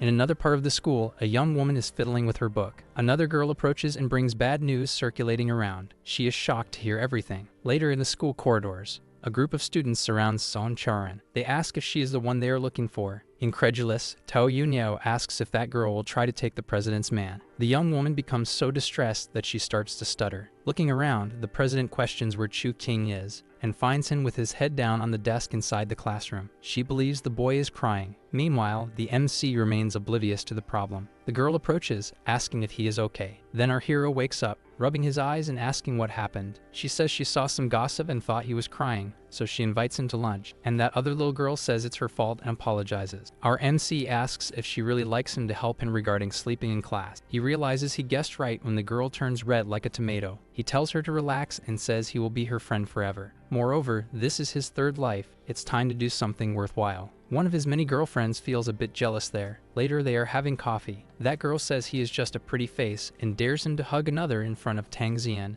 telling him to apologize. But he asks if the girl is stupid and if she didn't understand what he said to her. She wants to know if he is rebellious like this because he is not spoiled by Tang. But Chu Qing says that he wants to love her, and the girl feels all satisfied. His girlfriend says that he has to be better than what she is keeping him for. Determined, he tells her to wait because he will see. Then the girl gives him an ultimatum not to make her suffer and to resolve the problem with the other girls quickly. She slams her hand on the table, saying that she is serious. But he grabs her by the shirt and pulls her clothes, saying that she is a woman too and asking if he should stay away from her. The girl turns all red from this. Tang says that it's enough and that Yunio can go now. She stands up, full of anger but still red. The girl questions if he is angry with her for not being spoiled, but he says he is different from the other boys. He says he likes her a lot and that she can trust him. We know this is just talk. The poor girl gets all excited about this. Tang says that the recipe he gave was tested by the family and is not something that helps in martial arts. It is indeed a poison. Our hero doesn't understand because he was sure it was to improve magic practitioners.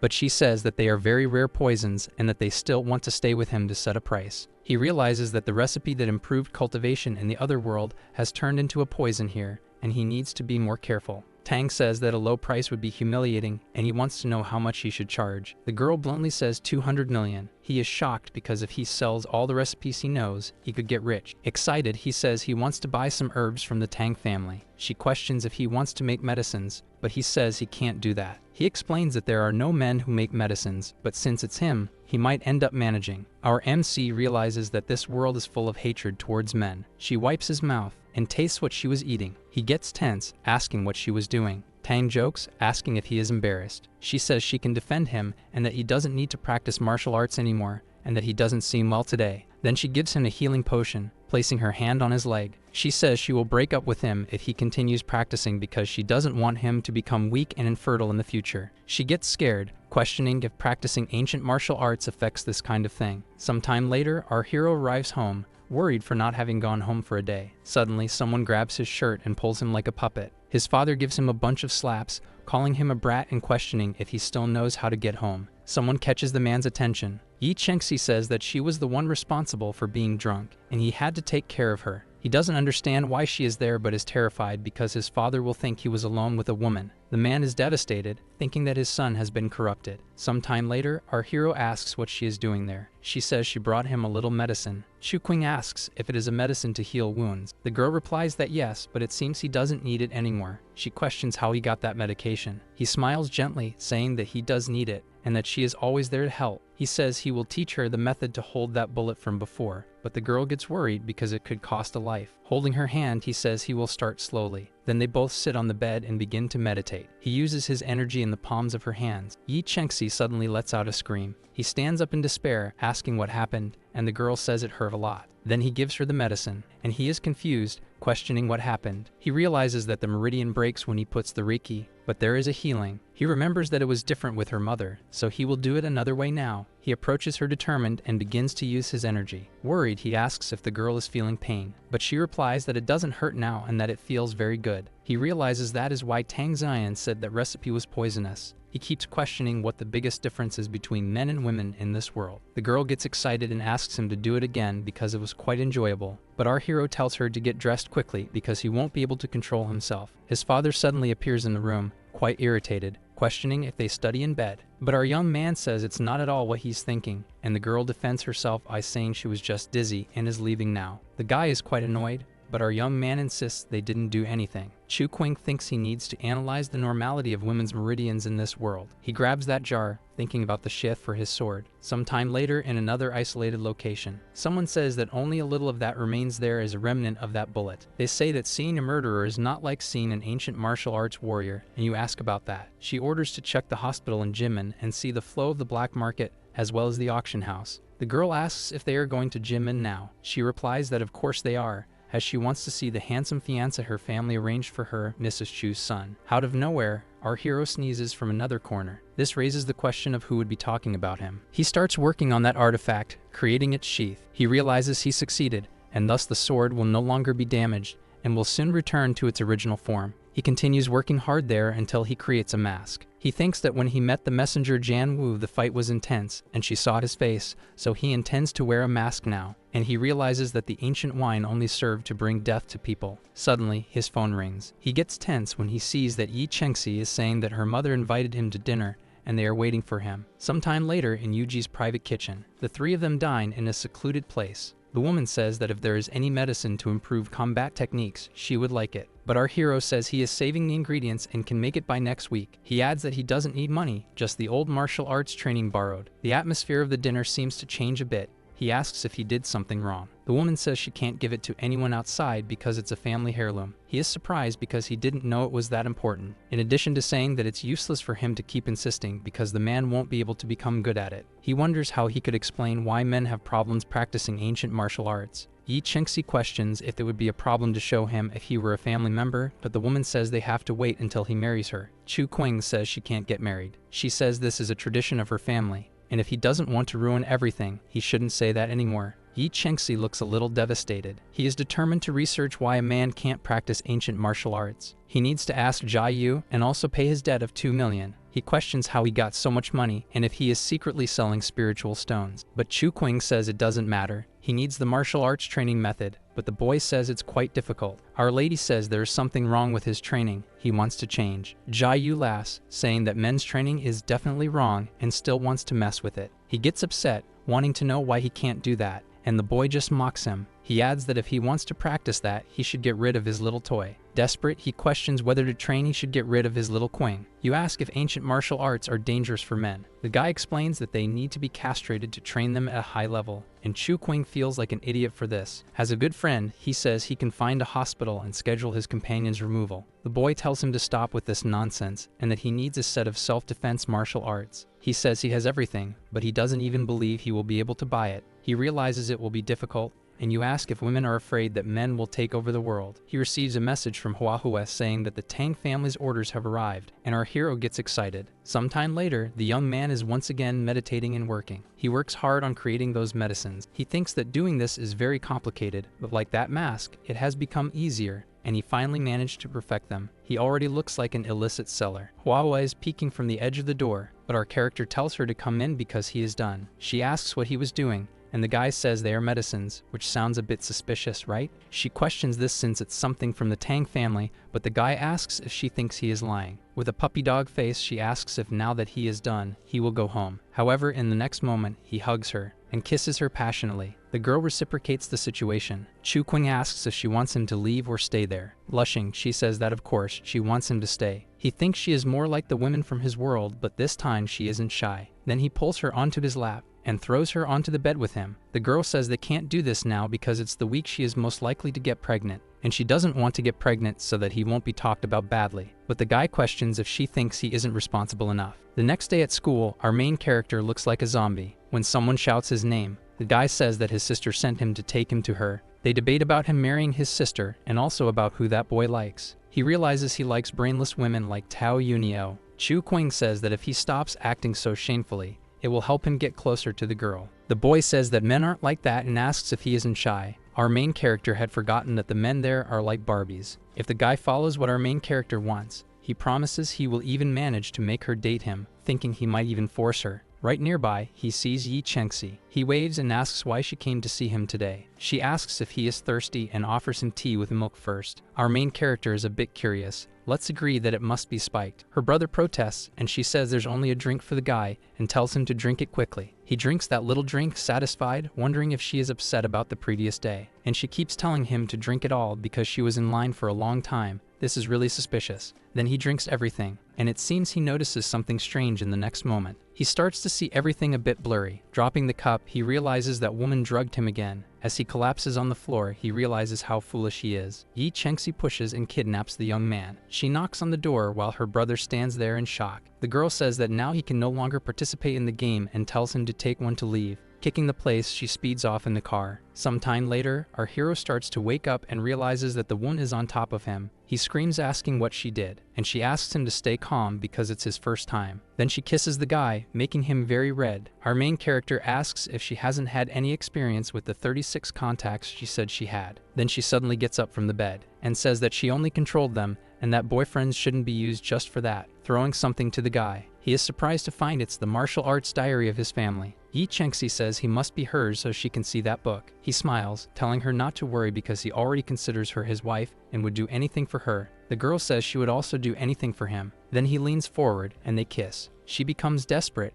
asking what he put in her mouth, but she will find out soon. Later, Yi Chengxi meditates and he is surprised because the woman who created the martial arts was very fierce. He finally understands that women can absorb spiritual energy in that world, and men cannot, which is why they can't train. The emergence of ancient martial arts changed women and made them dominate the world. This might be able to alter the art so that men can practice without getting hurt. The girl continues meditating when she manages to awaken some power. She questions her boyfriend about what he gave her because she managed to access the third layer. Chu Qing says that it's a wine that helps women improve their martial arts. Surprised, she asks where he got it, but he says it's a secret. Now that she's feeling powerful, she wants to test her strength against him. She jumps at the guy who is just there reading, but he stops her attack with one hand. Without even bothering to get out of bed, he makes a very skillful counterattack on the woman, causing her to fall into his arms. He tells her that he can't stand this. Apparently, she is excited and wants to repeat what they did. He asks if she is not satisfied already, but it seems that her reaction answers the question. The girl says that she is still Yi Chengxi, the one in control, and will show him again.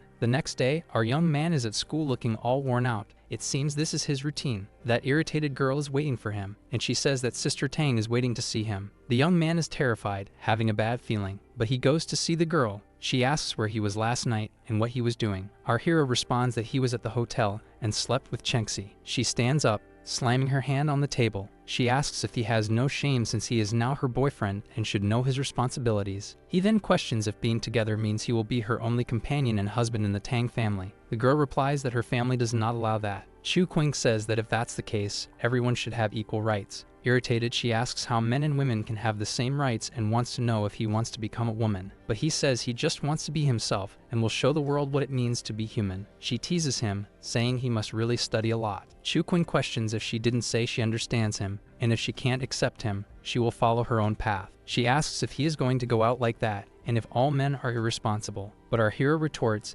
telling her to say whatever she has to say. She confesses that she likes him a lot and that she should have a position as his wife in the future. She is very angry with Yi Chengxi to the point of wanting to kill her, but our hero says he won't let her do that. Tang says she knows he will be sad if she kills the girl, so she will give him a chance. Then she says they should have an arm wrestling match. If she wins, she will tear both of the girl's hands off. If not, she will let her go. He gets excited, asking if that's all, but it seems she doesn't like it much. She says she doesn't know if he can prove he is better than her, so he suggests they start right away. The two sit at the table and prepare themselves. Tang says she will never give up, but he says that's not necessary. They both begin to use their energy. At that moment, he realizes that this girl's martial realm is stronger than Yi Chengxi's. Chu Qing is terrified because if he loses to one of his many girlfriends, he will lose his hands. He then decides to cheat a little because he can't afford to lose, and he uses that item to gain more strength, easily defeating the girl afterward. She seems unable to believe what just happened. Then he stands up and tells her to keep her word. Tang says she will forget that she was betrayed this time, but if it happens a second time, things will get crazy. He reminds her not to forget that she is his girlfriend, and even if they don't get married, she will be involved in his life forever. Then afterward, our hero returns home, hearing his mother say that he wouldn't come home because he was doing schoolwork. A little while later, he says that the teacher dismissed him, so he came back home. The girl says her name is Gong Yu, and that she is his fiancé. He says she can have dinner there but should stop talking nonsense. She laughs and throws the marriage contract at him, questioning if her aunt didn't tell him. Then our main character reads that paper and says he has no idea who Chu Lamlin is who signed that, so she should have a good life and not disturb him. The girl says it doesn't matter. What matters is that her parents recognize it. His mother says that the one who signed was the head of the Chu family, who is our hero's grandmother. He starts to get quite irritated that she is threatening his parents in front of him. Then he tears that paper up. He was quite brave, and while grandma might get a bit upset, she won't tell her. Our hero thinks this girl needs to be taught a lesson. Impatient, he tells his parents that he is going out for dinner. Excited, Gong Yu says they should go together to develop feelings for each other. Sometime later, the two are on the stairs of the building. She says she is a bit problematic and will give him a score of 2. Wanting to mess with the girl, he says he wanted to hit her for a while now, but she easily dodges his attack. She prefers to be complimented and thinks it's kind of messed up that he wants to hit her like that. But our NC says he should start when he knows her whereabouts. Gong Yu says he should be grateful that someone from a family like hers wants to marry him. Our hero tells her to shove off and says he doesn't care, giving a kick to the cute blonde. She counters that surprise attack and seems satisfied with that while our hero is quite annoyed. He realizes that the blonde is stronger than Tang and his foot is a bit messed up. She says he is handsome and getting irritated like that will give him some wrinkles. Tense, he realizes he will take a beating if the fight continues like this. So he summons his righteous sword, or not so much. Finally, the cute blonde is surprised, and it seems she is going to grab something from among those huge things there. Our dear one prepares with the sword, and the chubby girl tells him to chill out. Chu Qing is surprised because she is the strongest woman he has ever seen. She says he is qualified to be her husband, but is curious because his aura is very familiar. But our hero wants the good life, and just hearing about marriage gives him chills. She confesses that she is not on board with that either. She tells him that she wasn't popular and now discovers that her fiancé is handsome and strong. Our hero thinks she is just messing with him. She wants him to give in a little because he will be hers anyway. But Chu Qing questions what happens if he goes to the National University. Then she bursts out laughing, asking if he is joking. He leaves irritated, thinking that when he enters the university, he will punch her. The girl switches to chatter mode, teasing him about there being no men at the university, among other things, and she says that the men who go to college end up changing their sex with surgery. He notices something strange, and the girl gives him a slap.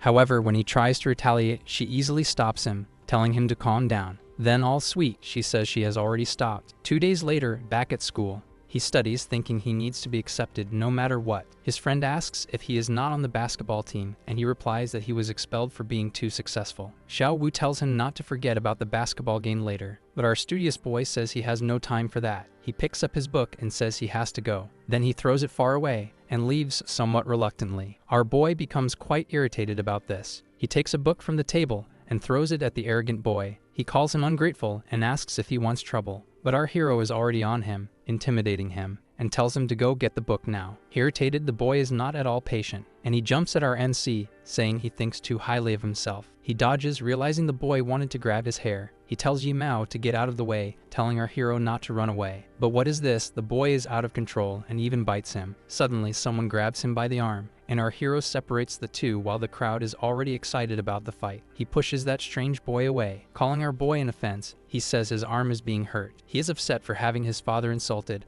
and finally, the boy apologizes to our patient MC. Chu Qing tells him to apologize for acting like an animal with Yimao. Someone appears asking what is happening. The vice president says that anyone who fights around here will have to go to the principal's office, and the boy begs the girl for help. But our hero plays a little trick on him with his mouth. Chu Qing says the boy bit her friend, asking how that will be resolved. Yunio asks if that is why he responded with more aggression, but he says he should be praised for suppressing all that violence. She goes to the boy to see what he has to say, but it seems he drools a little on the girl. Then she runs out screaming in despair, while everyone around laughs at him, and he runs away crying, upset. Chu Qing tells him to go to the infirmary, but the boy is worried because the girl will complain to Tang. He questions how he can be afraid being from the Yi family, but the boy just does not want gossip. He knows it is not Yimao's fault. He only wanted to help, but this world is not a bed of roses. Meanwhile, the girl goes full of anger to complain to Tang. She bangs on the table aggressively and asks if she knows what her boyfriend has been up to. She keeps talking non-stop, criticizing our hero who is so correct, and Tang tells her not to be fooled by Chu Qing. She says she will not be fooled and that she should break up with him because he cheated on her and is nothing more than a handsome face. Tang seems not to like the comment. Fearful, Yunio tells her to forget it,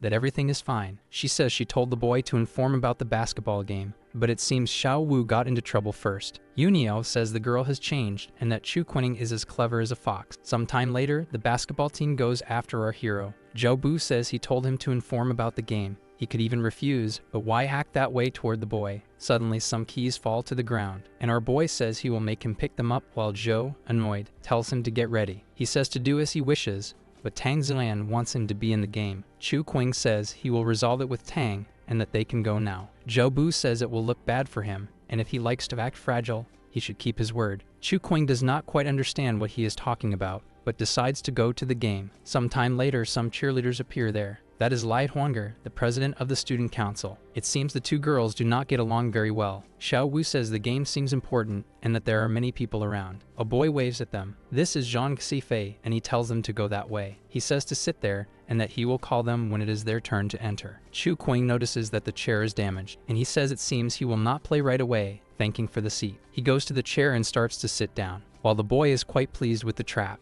But at the last moment, he sits in the chair next to it. The boy leaves disappointed. He thinks the chair is full of super glue and still tries to get revenge. Suddenly, a note appears in front of his face, and Tang asks how he feels sitting on the bench. He realizes the girl is still angry, as if she has no reason to be, and he replies that he feels great and tells her not to sit next to him. But just as he finishes writing, she is already there, so he shows the note to her. Tang stands up immediately, embarrassed, but it seems the chair holds her shorts. She turns red, full of shame, and our guy jokes that it is pink. Furious, she questions why he didn't say anything, but he defends himself, saying he did warn her, and the trap was for him, but she was the one who sat down. She takes off her jacket at that moment and ties it around her waist. With that, our hero turns red. Tang teases him, saying he likes her body, but he stands up and covers her. He tells her to stop it because he doesn't want others drooling over her. Tang gets excited, realizing he is jealous, but she says it is better this way and it is something he will have to get used to. She says the game is about to start and walks away while he remains furious. The game finally begins, and Zhou Bu starts doing well in the game, but he loses the ball to the boy from the opposing team. He points his finger, making a signal. Chu Qing notices that the team is good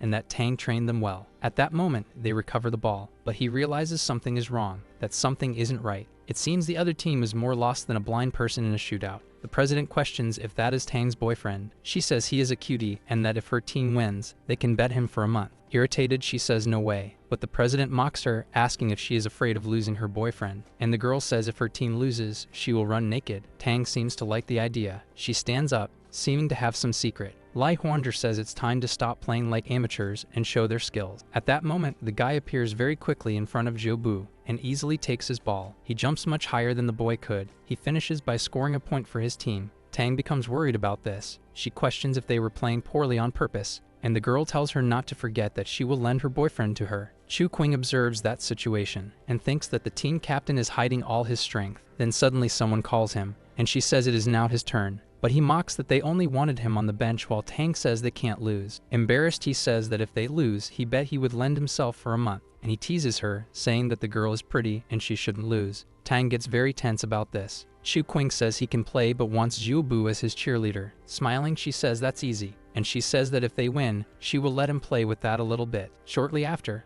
the guy is in the stands, looking very excited. He watches our hero full of envy, and determined, Chu Qing enters the game. The captain of the other team throws, but our hero easily takes the ball. The team advances together, and Chu Qing ends up losing the ball. The president of the other team laughs hard at that. She says her boyfriend is a bit of a klutz. He thinks they are doing well behind and would rather play with some dogs than with that team. Our heroic savior takes the ball. Then he throws it with the whole team trying to stop him, scoring a point for his team, and wouldn't you know it, Zhu Bu is happy celebrating. He shows off a bit. Out of nowhere, he throws the ball to the captain of the other team. They are left confused as to why he did that. Everyone from his school calls him a traitorous idiot. The president laughs, saying he can hardly wait to be with her, and Tang gets scared. The guy thinks they need to win that soon. Then he jumps to throw the ball, but our hero appears like an oppressive ghost and pulls down the guy's pants, leaving him to die. That captain stands there with his guard literally down, and Chu Qing says that gender characteristics appear at 17 or 18 years old and wants to know where his voice is. Everyone around is shocked by that revelation. It seems the president didn't like being found out. Our hero leaves, leaving the girl speechless. Everyone is saying it's absurd that they should be disqualified and everything else. He approaches his girlfriend and adds that he will hold her to her promise even if they won like this. Tang says he can touch her freely if he has the courage. But it seems it's not that simple, right? Then 3 days pass. Our hero is studying hard. His friend tries to cheer him up and says it's a mess. But our hero says he wouldn't understand. He is trying to find a way for a man not to explode while training martial arts. He tells Chu Qing that Tang wants to see him at the martial arts center. He worries that she is upset he didn't play with her toys and asked for a duel. He goes there since he has no choice and finds Tang. He tells him to get in and fall inside. Embarrassed, he asks why. Tang explains that if he loses, she will tell. Sometime later, she is in a somewhat complicated position, and he says he won but still wants to know what the deal is. But she says she would only tell if he lost, and he wants to know if she is upset because he didn't touch her, and she retaliates, almost hurting our guy. He falls to the ground, hurt. He questions if she has gone crazy. She says he is just a boy and very shameless, and he asks if it's just about touching her. Tang replies that it's nonsense. She wants to know why he hasn't stopped with the martial arts and why he isn't obeying her. But he says she doesn't need to worry. He won't kick the bucket. But she says only men become widowers. Women don't even if they wanted to. Then suddenly, she lifts his shirt, and he realizes she is wearing nothing but the kimono. Tang kisses her boyfriend, but he suddenly pushes her away forcefully. He stands up and says they shouldn't do that there. She turns red and asks if he is embarrassed, and it seems that hits him hard. Then he throws her to the ground and says there's no chance, that it's impossible for any man to feel embarrassed with her like that. Suddenly, someone coughs from behind, and there are a bunch of people watching the spectacle. A made-up person is observing this. Then out of nowhere, Tang grabs the boy by the collar and shows him, saying he is her boyfriend Chu Qing. She introduces him as her caretaker, Father Ting Yu, the owner of this martial arts pavilion. He is somewhat horrified, not knowing how he breastfed her when she was a child, but he says she is exaggerating. That place belongs to the Tang family, and he just manages it. And he says these 3 boys said she called them there. The girl confirms, and our hero is curious about why she called Zhu Bu there. They apologize for setting the trap and for playing poorly against the high school team. Tang says he will deal with Lai Huang later, but wants to resolve things regarding the 3 of them. Not only did they isolate Chu Qing, but they also put glue on the chair. They climb into the ring, and the fight stops beautifully. The guy says he has some medicine there and gives other instructions. Our hero realizes that he doesn't respect Tang very much. After a while, he tells our guy to sit down, and Chu Qing says it seems like he wants to say something. Calmly, he serves tea. He starts asking about his family and says he isn't that stupid. Chu Qing thinks he has already checked his background, but he is not his father-in-law, so he finally sits down. He questions whether he thinks his family is poor and that he doesn't deserve Tang Zian. The father says he didn't say that, but he is rude and cannot be the head of the family like this. But he says he should relax because he won't marry into the Tang family. He says he is convinced of this, but some don't believe it. The guy gets quite irritated, calling him arrogant. He tells him to talk to Tang, and if she doesn't want him, he can leave. The guy slaps our arrogant hero in the face. He says that Chu Qing takes advantage of that pretty little fox face and that he will scratch him all over. The boy just watches him with a serious look. An explosion happens in that building. Tang even pauses from the beating she was giving because of it. A noise comes from above, and she realizes that something bizarre must be happening. The whole room is broken, and our hero is standing, watching that guy. He says he needs to worry because he is good at fighting, and Chu Qing believes he thinks the boy is a eunuch. Tang rushes in, and our guy says that the man wants to separate the two of them, but the man mocks him, saying he was saying that he couldn't be the head of the Tang family. Our hero points his finger at him, telling him to listen, and he says he would never marry her even if she begged. He adds that whether he is a man or not is his problem. He says that everyone who has hit him ended up dead, and he is only alive because of Tang. The guy gets furious, telling him to get inside, and says he will scratch his whole face. Then our hero summons his sword and throws it at the target. The man is in shock when that weapon passes by his side, and then he falls to the ground, trembling like a chihuahua. The boys who were being beaten by Tang find him scary. The girl goes to her father, sometime later in a meeting of hooded people. The girl says that Xuzai's death must be related to the bottle, and they found something while checking the auction house. She shows the stone and says it was the last thing auctioned there. Ganyu says that Jai Yu must be hiding something, and the girl says they will capture him immediately. She says he is still part of the Zhai family and that they cannot just capture him, so they must find the people who went to look for him. Sometime later, the girl runs in, asking if Chu Qing doesn't want to go out with a beautiful girl, but that room is already empty. She feels a bit upset that he is not home. She sees a note on the table and is surprised. Chu Qing says that Tang is not in a good mood and asks why they are still there waiting. He said talking to smart people is better, and if they accept his little brothers, he can take care of them. The boys suddenly kneel down. They grab our hero, saying that if they protect him, he can even call him father. Our hero says he will get medicine for them, thinking they are quite shameless. He asks Tang if she has any medicine to lend, and she throws her bag at the boy. Chu Qing hands the medicine to the injured boys, who thank their boss. Meanwhile, the girl continues her way down the street. He follows her and asks if she is angry. Chu Qing says he can apologize to her, but won't apologize to that babysitter father. But she says it's not necessary because he doesn't have exemplary behavior, which is why he is taking care of that place. The boy thinks that justifies him being so irritated, but she tells him that she didn't think he was so strong. Chu Qing explains that he is not that strong but knows how to intimidate people and that there is no problem down there. It seems she is not upset about what happened with her babysitter father, so he asks what happened. The girl said she was rejected by her boyfriend. He is startled, and she asks if he didn't say he would never marry her, even if she begged. Our hero approaches her. Then he says he won't marry her but wants her to be his woman. Tang feels a bit better and asks how she can be sure he won't marry her. He replies that if she doesn't marry someone as good as him, who will she marry? And the girl wants to be sure of that. But stammering a bit, she doesn't respond. Then she steps away from him, saying that if they are not going to marry, she has been rejected. He tells her that even without marrying, they will be together forever, and she will be treated as his first love. They embrace and kiss. Tang wants to know if he will marry someone else, but he promises he won't, so she asks about Yi Chengxi. Our hero does not intend to marry her, but will make her his second wife. Then he runs away when Tang says he is a shameless scoundrel trying to kill him, but he sees something and makes her stop. There is a woman watching them from atop a wall. She emanates power and is smiling at them. He remembers that man saying his master would kill him and realizes she is stronger than he is. He tells her that she is an old friend, will talk to her, and asks the girl to go ahead, but she, irritated,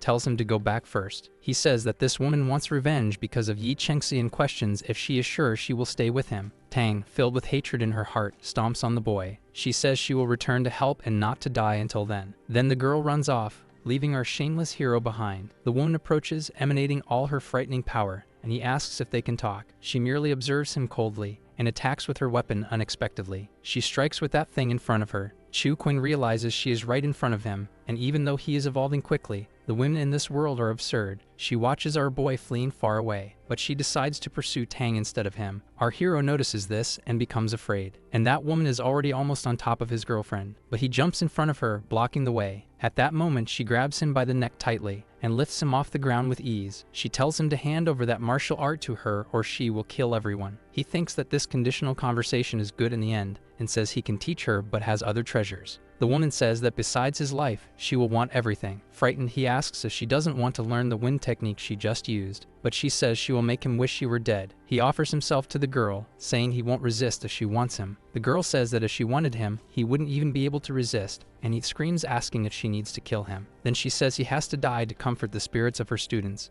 Dragging him by the neck, she takes him away. Sometime later, they are in a kind of warehouse, and our hero worries about being there. She says she will extract his techniques directly from his essence, and people who go through this suffer a lot until they die. Our boy tells her not to try to scare him, as he won't let her do that. He asks her name, says she has character, and questions if she wants to turn him into a ghost. Suddenly, she zaps him away. The woman seems to be on the defensive, and our hero doesn't understand anything. Chu Qing thinks she might be there to capture him because of the messenger he killed. The girl then orders her to hand over the boy to her. This woman says that will depend on her abilities. Then a huge explosion occurs inside that warehouse. A massive energy begins to circulate around the place. Our hero searches for something inside his clothes and thinks that it doesn't matter who will win. He is screwed either way. He realizes there is only one way out. He attacks that woman from behind. As for how to be sure she will try to kill him, it's a kiss and goodbye now. But she still manages to hit him, throwing him far away. He starts to tremble, severely injured from the attack. Gong Yu seems to remember something. The woman falls to the ground, already lifeless, and he leans on his magic sword. The woman watches him for a few seconds. Then she removes her hood and says he is very cruel. Our hero is shocked to see that it is that girl. She said she came there to see if he would fall in love with her after he saved her and questions if he was the one who killed the woman in purple.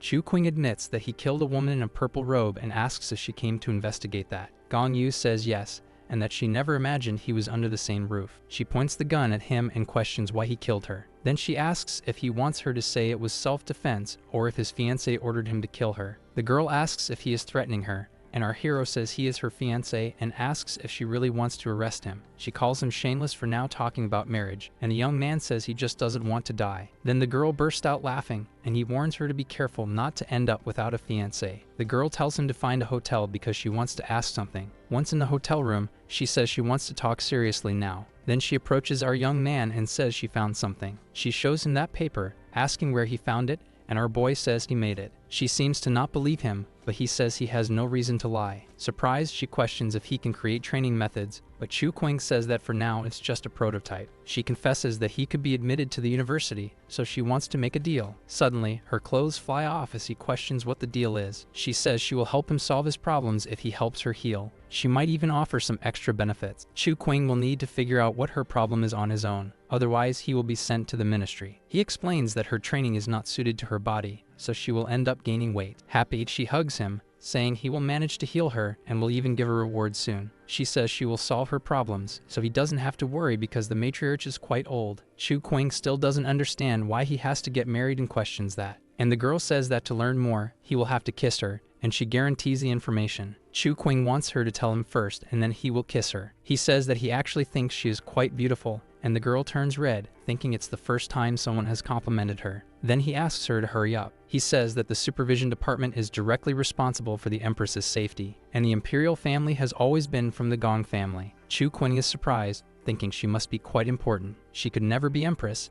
and she explains that someone broke the tradition, and the Chu family took the place of this other imperial family. Chu Qing knows that his family was expelled a long time ago, and now, for convenience, they are looking again. The blonde girl asks if he can help her now, but our boy says he wants those 1 bullets. However, the girl says that wasn't part of the deal. He puts his hand in a somewhat strange pocket and says he can make a deal to trade this pill for the bullet. Gong Yu questions if that alone is enough to heal her, a strange place to keep pills. He confesses that he still doesn't know how to do that, but the pill could be a good start. Then she eats it, a bit suspiciously. Wow, what courage. But she feels something powerful right after. He explains that this pill is called a tonic medicine, and after ingestion, it increases strength by 30%. Gong Yu takes her gun and fires a bullet, and quite excitedly, she says she wants 10 pills of that. The two people there are very happy with what they achieved. He says that this bullet seems more powerful than the one the other woman used, and the girl explains that these bullets have quality levels, and hers is level 3, but there are even up to level 5. Suddenly, the girl leans against something nearby, and says it's time to show more action because she wants to see his skills. Now it's on. Moments later, our hero is taking care of the girl's head,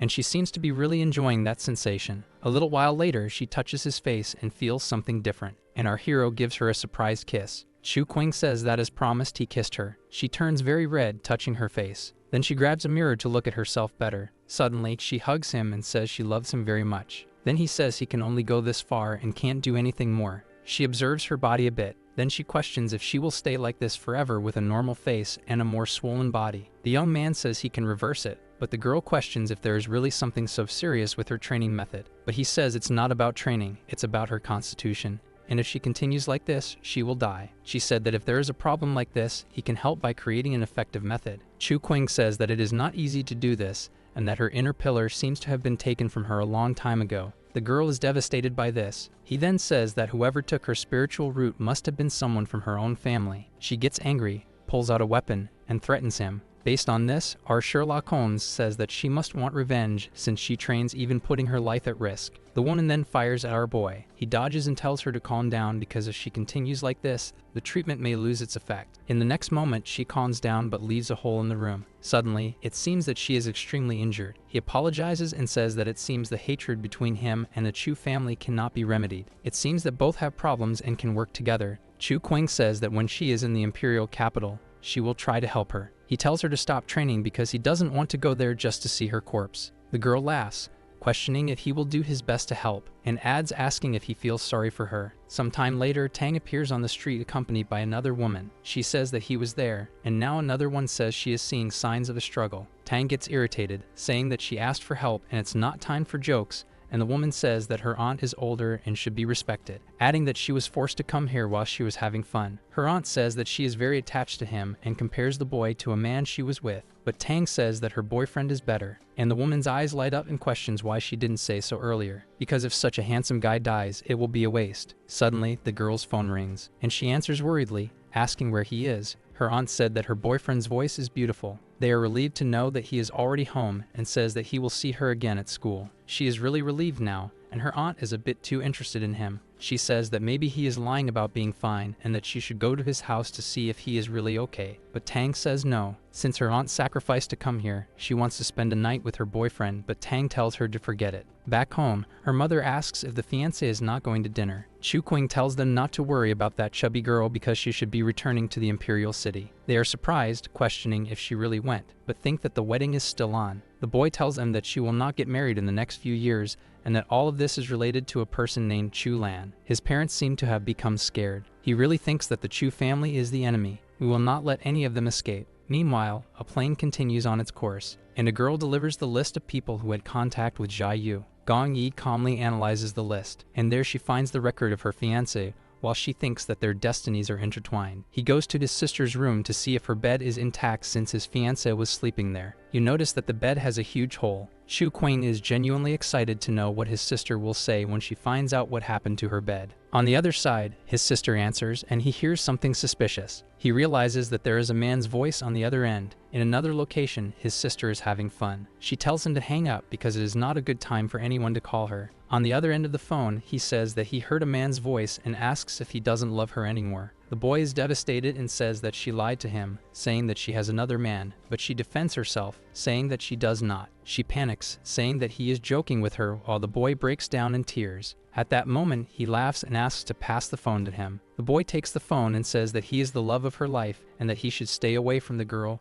or something will happen. Chu Qing says that his sister is a flirt and not to be fooled by her. Embarrassed, he says that it seems he is indeed her brother. She scolds our hero and says she will hang up the phone. Our hero asks if she wants some money since she has been away from home for a long time. Suddenly, the gold digger gets all sweet, saying that her brother is the best. The boy says he also has money, but she replies that she is a woman and shouldn't be spending his cash. Looking at her phone, she sees that she has the equivalent of 360,000. She is shocked by the amount of money and thinks about Yi Chengxi. The girl tells the boy about this, and he says that if Yi Chengxi is bothering him, he will do something about it. Despite liking his pure heart, he mentions that the girl is from the Yi family, and the boy stands there in the pleasant location, thinking about this. Sometime later, the group of boys calls Chu Qing their boss. They are afraid of practicing ancient martial arts and becoming powerless. He says that this training is different and that he himself is not like that, so he needs all of them to be useful. He tells them not to worry, as their big brother will teach them. Yi Chengxi appears, saying that he is not mistreating his classmates, and our hero jokingly asks if this type of person also wants to know why she is there. She says she came to look for him and brought tea with milk,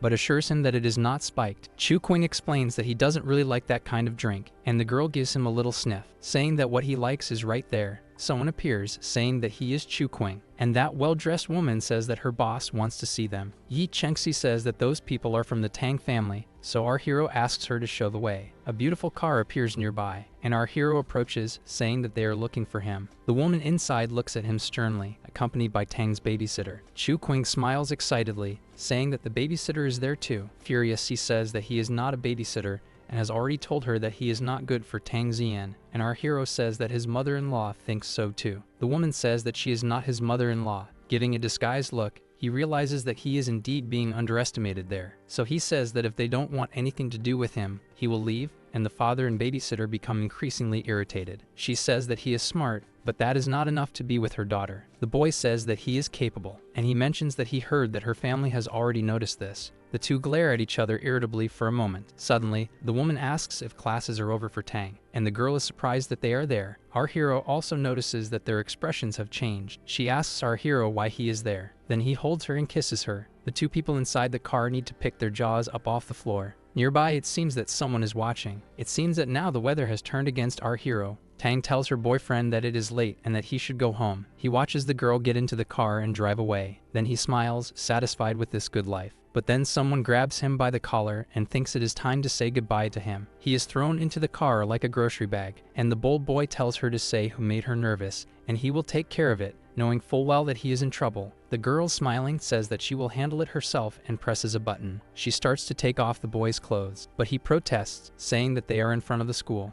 Yi Chengxi asks why he kissed that girl and didn't think before doing it in front of her. Then she approaches our hero and kisses him. The afternoon passes, the night passes, time goes by, and the boy later asks if she is satisfied. And she is there smoking a standard cigarette and replies that she is. She grabs him by the collar and pulls him close. She tells him not to get close to other women in front of her or it will end badly. He gets out of the car and says that he needs to go home. Chu Qing thinks that this girl's tea is always dangerous, even when it is not spiked, and comes to the same conclusion. She looks out the window, thinking that he is only hers and no one else's, looking like a psychopath. Suddenly, her phone rings and she thinks it is a miracle that her sister is calling her. In a very strange way, she asks him to apologize to their parents and take care of them for her. Our hero worries and asks what is happening. A woman says that she is busy and will give him half an hour to get there, and if he is even a second late, he will only find a body. Looking at the information, he discovers that the Drunken Dream Warehouse is a place for illegal sales run by the Yi family and two other forces. His friend says that the leader is the legendary woman named Meng Zui, who possesses unimaginable strength. Our hero says he doesn't need help. He thinks he must save his sister at any cost. Finally, he arrives at that location. The woman says he must be Mr. Chu and should take the elevator to the 67th floor. Obeying this, our hero goes to the indicated floor. He finds a huge empty corridor. He clenches his fists and moves forward, furious, until he finds at the end a woman with his sister, who is all bruised. She screams for him to run away and leave. That woman kicks her in the face as soon as she speaks. Our hero is filled with rage because of this, and he lunges at the woman, grabbing her by the neck. At that moment, someone shouts for him to stop, and a woman with a hidden face asks if he is Chu Qing. He throws that person away as if she were a doll and confirms. His sister panics and tells him to run away, but he signals for her to stop. He tells her to sleep a little, and then he will take her home, and the girl begins to fall asleep. Chu Qing demands to know who she is and why she captured his sister. She says her name is Meng Zui and that she is the owner, and his sister is a bartender there. He wants to know, agitated, what she did to get beaten like that. The woman says he should thank her for his sister still being alive. But our MC responds that for those who mess with his sister, there is only one fate, and he says it is death, pointing at her. It seems the woman wants to test to see if he is strong enough to say those words. But in a second, she passes by him, hitting him. Chu Qing is very surprised by how fast she is. And again, she is on our guy, who manages to dodge. He takes one of those pills to see if he can balance his power. Meng Zui says that if that is all he has, he can prepare to bury his sister. Then he eats that pill, and in the next moment, he displays great power. The woman's eyes widen. While he summons his weapon towards her, he hits his target perfectly, and security protects themselves from the smoke and debris. In the midst of the smoke is our hero with his swords. The woman is there unharmed and wants to continue to test him further. The woman reacts, hitting our hero and throwing him far away. The wall cracks with the impact. She says she thought he was a worthy opponent, but he seems like a child. Our hero raises his hand, interrupting the fight. He asks her to wait and inquires if they can talk, and the woman becomes curious about why. First, I want to know what the hell is going on here, which is fair. It seems that his sister slept with someone she shouldn't have, and the boy's mother came to collect. He asks if she can't just let his sister go, but the woman approaches, asking what he said. Then she lifts her veil, revealing a papaya-shaped mark on her face. He thinks that this woman is the strongest in the place and wonders who dared to hit her like that. He explains that his sister slept with the mayor's daughter, and that's why she ended up getting a firm slap. Chu Qing questions what she wants to do.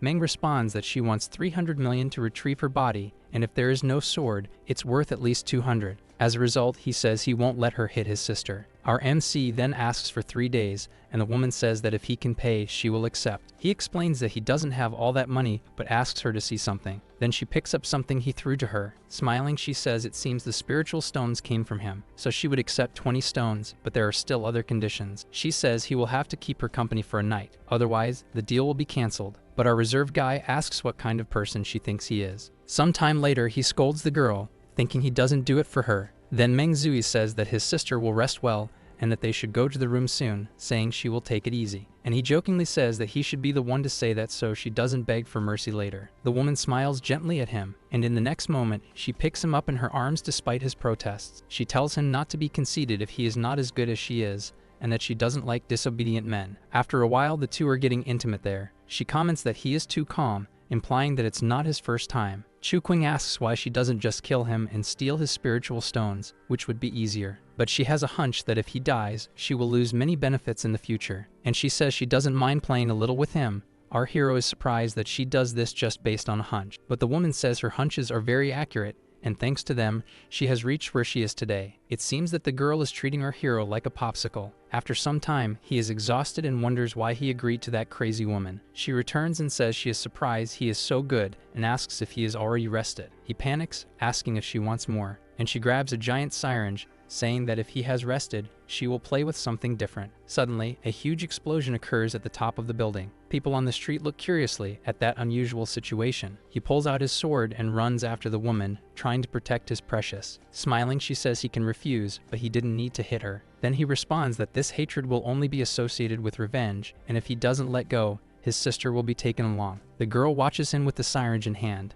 and he makes a different movement with his fingers, shattering the syringe that was in her hand. Then he grabs his clothes in the next moment and leaves the room. The girl looks down from the window as he leaves with his sister. Then with a swift movement, he cuts one of the pillars of that building, and it seems he has gained another fan, just as expected. After some time, they arrive home. My father, furious, wants to know what happened to his sister and why they arrived so late. He says he received a call from the police saying she was kidnapped, but now everything is fine. The father wants to know why this happened since they don't have money, and our hero says that many girls have been kidnapped lately. He thinks this is a tragedy, and his mother's company is also having problems. Chu Qing questions him about this, but his father tells him to take a shower and go to sleep because it's none of his business. But still, he is quite troubled by the situation. He calls someone and asks if they know anything wrong with his mother's company. Yi Chengxi asks if it's not because of him, and he doesn't understand. The girl suggests it could be a love debt with the Tang family, and he is confused because he thought his problem was with the Yi family. Then he throws himself on the bed and thinks that now is the time for his mother's company to have problems, in addition to all the others that are already happening. After some time, he goes to the company and thinks it's the first time he's seeing it. He thinks it's essential to know about his parents' work, approaches, and asks for permission. Then he asks if she can tell him where the general director's office is. The girl starts to drool and says she will take him there herself. She wants to know how old he is, saying she could be a big sister who will take care of him. And our hero just received an invitation to go boating on the river. Then he ends up finding his mother. She is surprised to see him there, and questions just that while the girl accompanying him looks somewhat surprised. She apologizes, making up a story that he is a distant nephew who came to visit her. The director seems not to believe that crazy excuse. It looks like the woman is in trouble now. Making a pitiful face, he tells his mom that she is trying to take advantage of him, and points to the girl in front of everyone. Desperate, she asks President Chu to let her explain. Directly, she questions whether she wants to become his daughter-in-law. Our hero thinks he never imagined his mother speaking this way. The girl is now going to be unemployed and can't even sing for the newbies. His mother wants to know what he is doing there when he should be studying. After a while, they are in a private place, and she asks if he doesn't have regular classes today. Our MC says he has a medical excuse, so he's fine, but she knows how this scheme works. She wants to know what happened to his sister since that story was clearly just talk. Tense, he says he didn't lie, he just didn't want her to worry. He tells her everything, and his mother almost has a fit, saying he was very brave to go in there. But he says that everything is fine with him and his sister, knowing that there is still a lot to come. Then he uses his power on a glass on the table. He makes the water float, asking his mother to see. Again, she panics, asking if Yi Chengxi taught him, fearing that he might die because of it. Our MC says that it's not ancient martial arts and that he will explain later, but he wanted her to know that he is not weak. His mother thought he had changed because he met this girl and didn't imagine there were other reasons. He wants to know why the company is doing poorly, but she says that is not his problem. Suddenly, Yi Chengxi enters the room calling for her mother-in-law. The boy feels awkward and explains that the girl said there were urgent matters with her. Our hero is surprised to see her there, and his mother says it's fine. Yi Chengxi says she heard that the company was struggling and decided to come help. Chu Qing says she needs a magic bullet so she won't feel cornered when she goes to Drunken Dream. The girl says it's easy, and he asks for help to get it. He tells her to go ahead while he checks if Huahua needs anything. Suddenly, the girl grabs our boy by the collar. She gets angry, asking if he wants to meet his concubine. She asks where the bathroom is, and our hero becomes worried about the girl's intentions. Some time later, he finds himself cornered inside the women's bathroom. He wants to know what she wants and remembers that it's his mother's company's bathroom. The girl is jealous of Huahua and wants to teach her shameless boyfriend a lesson, but he shrinks back and says he can't today. She asks if he is just playing hard to get so she can catch him. Yi Chengxi says he can even flirt with other women, but she might wake up in a bad mood and kill everyone. She says she is giving him a heads up so he won't blame her later. Our MC realizes that she wants to be the alpha in the relationship. Sneaking away, he says he needs to go now, but the girl doesn't give peace to our poor guy. Yi Chengxi thinks he is acting strange and wants to know if he is seeing anyone else around. At that moment, he remembers that fierce woman from the other night. Noticing this, the girl turns into a beast and attacks him. Later, while driving, he thinks he almost forgot about his problems because of Yi Chengxi. He thinks that his brother-in-law's house is on Suzaku Street, and although he needs good money, he needs status to live there. He thinks there might be several cameras around and still feels a powerful force that he cannot ignore. He believes he needs to prepare well to meet the Xing family members. He wants to meet his brother-in-law and see if he is a good guy and help change the mayor's opinion about him. He notices a luxury car arriving at the location, and from it, his girlfriend Tang Xian steps out. He questions how she knew he was there. Tang wants to know why he hasn't been to school for 2 days, and he says he needed to relax a bit. Tang thinks it's an exaggeration and wants to know if he is mad at her, but our hero seems not to understand. She says it must have been unpleasant to meet his mother, and his mother's company troubles are also the Tang family's fault. Chu Qing is happy that she cares about him, but says his absence has nothing to do with her. But she says he is a little rascal and is afraid he might flirt with other girls since she can't control him. And our MC compares himself to a dog being controlled. But he asks if she knows Meng Zui. Tang says she is the second master in the ranking and wants to know how he knows the woman. But he manages to get away well and wants to know who the other masters are. She says the first is from the Tang family and that there are also 2 from the Tang family, his mother and his aunt. Chu Qing feels relieved that he only came to take a look today, and that Huahua is indeed good with information. Some time later, he is with her and thanks her for solving his mother's company problems. She is all pleased in her pajamas and freshly bathed. Then she hugs her boyfriend, saying it was easy. Huahua says she just got out of the shower, and if he wants, he can make a move. But he says he needs her help with something. She is surprised by this. He explains that he needs to go to the Xing house to save his sister, and Huahua says she can try, but it's difficult. He needs to know about the cameras and alarms,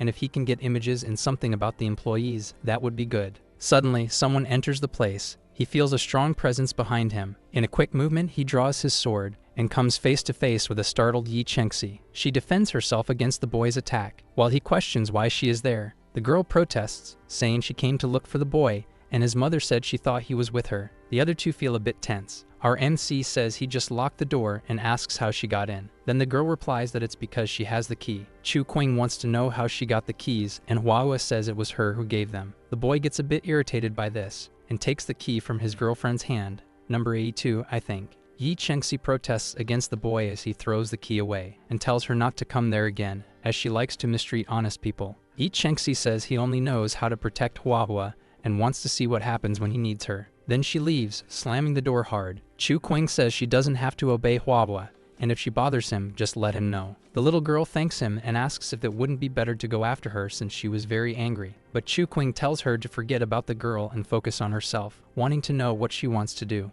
Then suddenly, it seems like the world is ending. Yi Chengxi appears again, and the door that disappeared. She is there, all beautiful, with a weapon almost bigger than her, and he is a bit scared that she is now armed. Chu Qing suggests that they first talk calmly, but she points that weapon and already cocks it. Without thinking twice, she fires at them. Our hero quickly pushes the girl away and charges at his crazy girlfriend. He manages to hold the weapon before she fires again. Tense, he calls her crazy and says she had the guts to shoot. But the girl says that around there, she can kill and won't have any problems. Our hero argues with her about that, but she says she doesn't want to kill anyone. She just wants to take the ornaments off the Christmas tree. Smiling, she says she fulfilled his request efficiently and asks if he liked the weapon. Chu Qing is surprised and thinks the weapon is really ideal. He thanks her, saying that weapon is really what he needed, but he says it's late and she needs to go home, as her mother-in-law Yi will be worried, but she says her car broke down and she will stay there if he doesn't mind. The little girl is confused while Yi Chengxi gets too close to the boy. She says it would be better if Chu Qing became part of her family. And staring at the little girl, she says she loves him very much. Huoguo gets very upset and starts to cry. He tells her to go watch TV in the living room because they need to work, but Yi Chengxi wants to watch them. But he says they are studying math to help him and asks if she wants to help.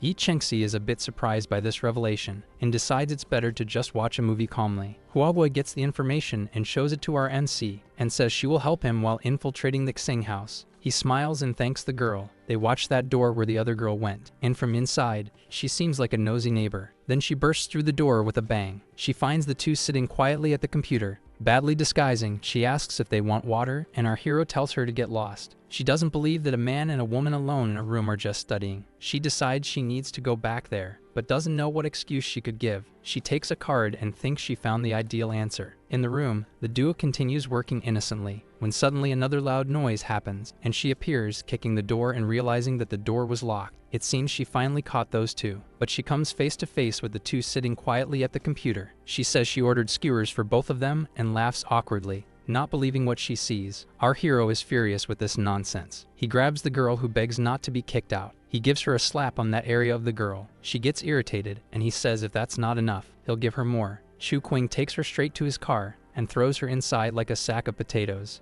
Then he says there's nothing wrong with her car and waves goodbye to his crazy girlfriend. But she grabs his clothes and asks him not to go, and pulls him into the car. This girl is like an octopus. Throw him hard onto the bench, and climbs on him while the guy says he doesn't have time because he has things to sort out. But without answering, she plants a big kiss on the boy, and thinks she has to use him all up now so there's nothing left for the little one. Our hero holds her and turns his face away, saying that he is really busy right now. She starts to tease him, asking if he is sure. Then she throws herself over the bench, reversing the situation, and it seems like she will finally get what she wants. Our hero says he will take care of her. Sometime later, the well-behaved couple gets ready. She wants to know if he enjoyed it or if he is angry with her, but he says he is not angry and wonders if she can't be nice at least once in her life. Yi Chengxi says he is distancing himself from her and thinks it's because he is playing around with other women. He says he is not a puppy and has already told her that he is not like other men. He suggests she go home now and that they will see each other later. Yi Chengxi asks if he is going to come back now, but he hesitates a bit with the answer. He thinks going back to Huahua now feels very wrong,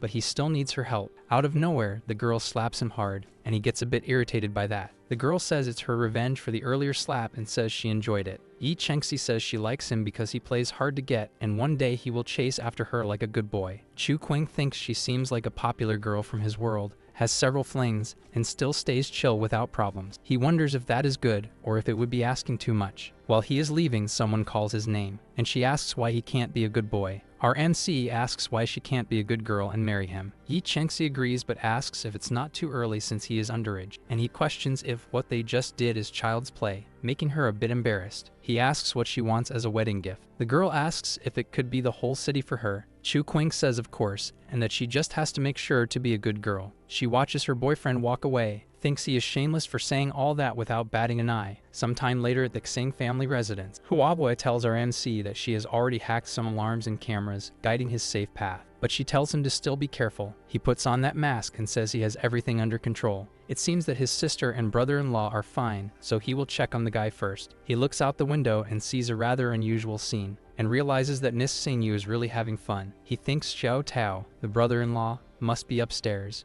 but something suddenly catches his attention. In the next moment, he is already up in the tree just observing, and sees an old lady passing by with a tray. She looks intently at the top of the tree, but she doesn't find her ninja up there. He swallows hard, feeling a bit tense. That old lady gets a bit fixated on the tree. In the end, she thinks she is becoming more and more useless because she is getting old. She thinks the young master is hardly eating. If it continues like this, he will end up fainting. As a woman is leaving, our hero appears again. He realizes that even while hiding his presence, she managed to sense him and thinks she was the #1 master. Sometime later, her husband is relaxing in bed. He is looking at a photo of him with our MC's sister. Chu Qing thinks that boy must be Xiao Tao. He is in love with his sister. Then with a leap, he falls onto the balcony of the young man's room. He sneaks into the house and goes to the door. Hearing noise at the door, he says he won't eat anything. He just wants to see Chu Xiao. But who appears there is our hero looking like the devil. The boy screams in terror at the scene, but quickly our guy covers his mouth. He tells the boy not to scream and introduces himself. Desperate, he asks if the girl is okay. Chu Qing is surprised and asks if he knows what happened to his sister. Desperate, he cries thinking he was the one who got her into this whole mess. But our hero tells him to be quiet because his mother wanted to kill Chu Xiao. He feels guilty because his mother wants him to marry Tang Xian against his will. Chu Qing realizes that if he weren't in love with his sister, he would have been taken down. But the boy thinks he is there to save him, so he asks him to wait while he gets some clothes. In fact, he is there to negotiate with his mother to see if he can arrange something good. But the boy says it's pointless because he believes she won't even want to meet him. He wants the boy to make sure that nothing goes wrong so that he can at least try. But since he's trapped, he suggests that he pretend to try to kill himself or something like that to keep the grandmother there with him for a while. The boy says that if it's to meet Chu Xiao, he can spend the whole night with the grandmother. Our hero thinks this family is bizarre. After a while, he jumps out of the room. Next to him, a light and some noises catch his attention. He peeks and sees a woman taking a shower when he gets an idea. The girl steps out of the shower, all wrapped in a towel and warm, when she notices something strange there, and our hero is sitting on his bed like a fool. The girl licks her lips seeing him, and he definitely believes this family has problems. Then she runs a little and jumps on him. She thinks he is the new guy sent by the Li family and wants to know what the deal is with the mask. The girl lifts the mask while grabbing RNC and says she really likes it when she kisses him. Out of nowhere, RNC headbutts the girl. The girl falls down unconscious. As she gets up, she questions if she still likes her mask. Sometime later, he is watching two women through the window. Desperate, a maid rushes in saying that the young master is trying to commit suicide. The woman says it's ridiculous, but the old lady says he is still young and immature. The old mistress goes with the maid to the location, while the other woman stays there in the room displeased. Chu Qing seems to be satisfied with the outcome. Someone knocks on her door, and she asks who is there. The door slowly opens, and our hero appears with that bizarre mask. Calmly, she tells him to get lost now and that she will pretend she never saw him. But he approaches and says, "Well, since I'm here," and sits down questioning how he could just leave so suddenly. The woman concludes that he saw Xiao Tao and that he is there because of Chu Xiao. Chu Qing says he is there to ask for her blessing for his son to marry Chu Xiao. She wants to know who he is and why he thinks Chu Xiao would be good enough for her son. Finally, our MC takes off his mask. She is surprised that Chu Qing is the younger brother of the girl. She realizes that Meng Zui is bold for his sister still being alive. Chu Qing says that she is responsible for his sister being alive and that she should teach her a lesson. The woman asks why she feels like she is being used by him, but he says he would never do that,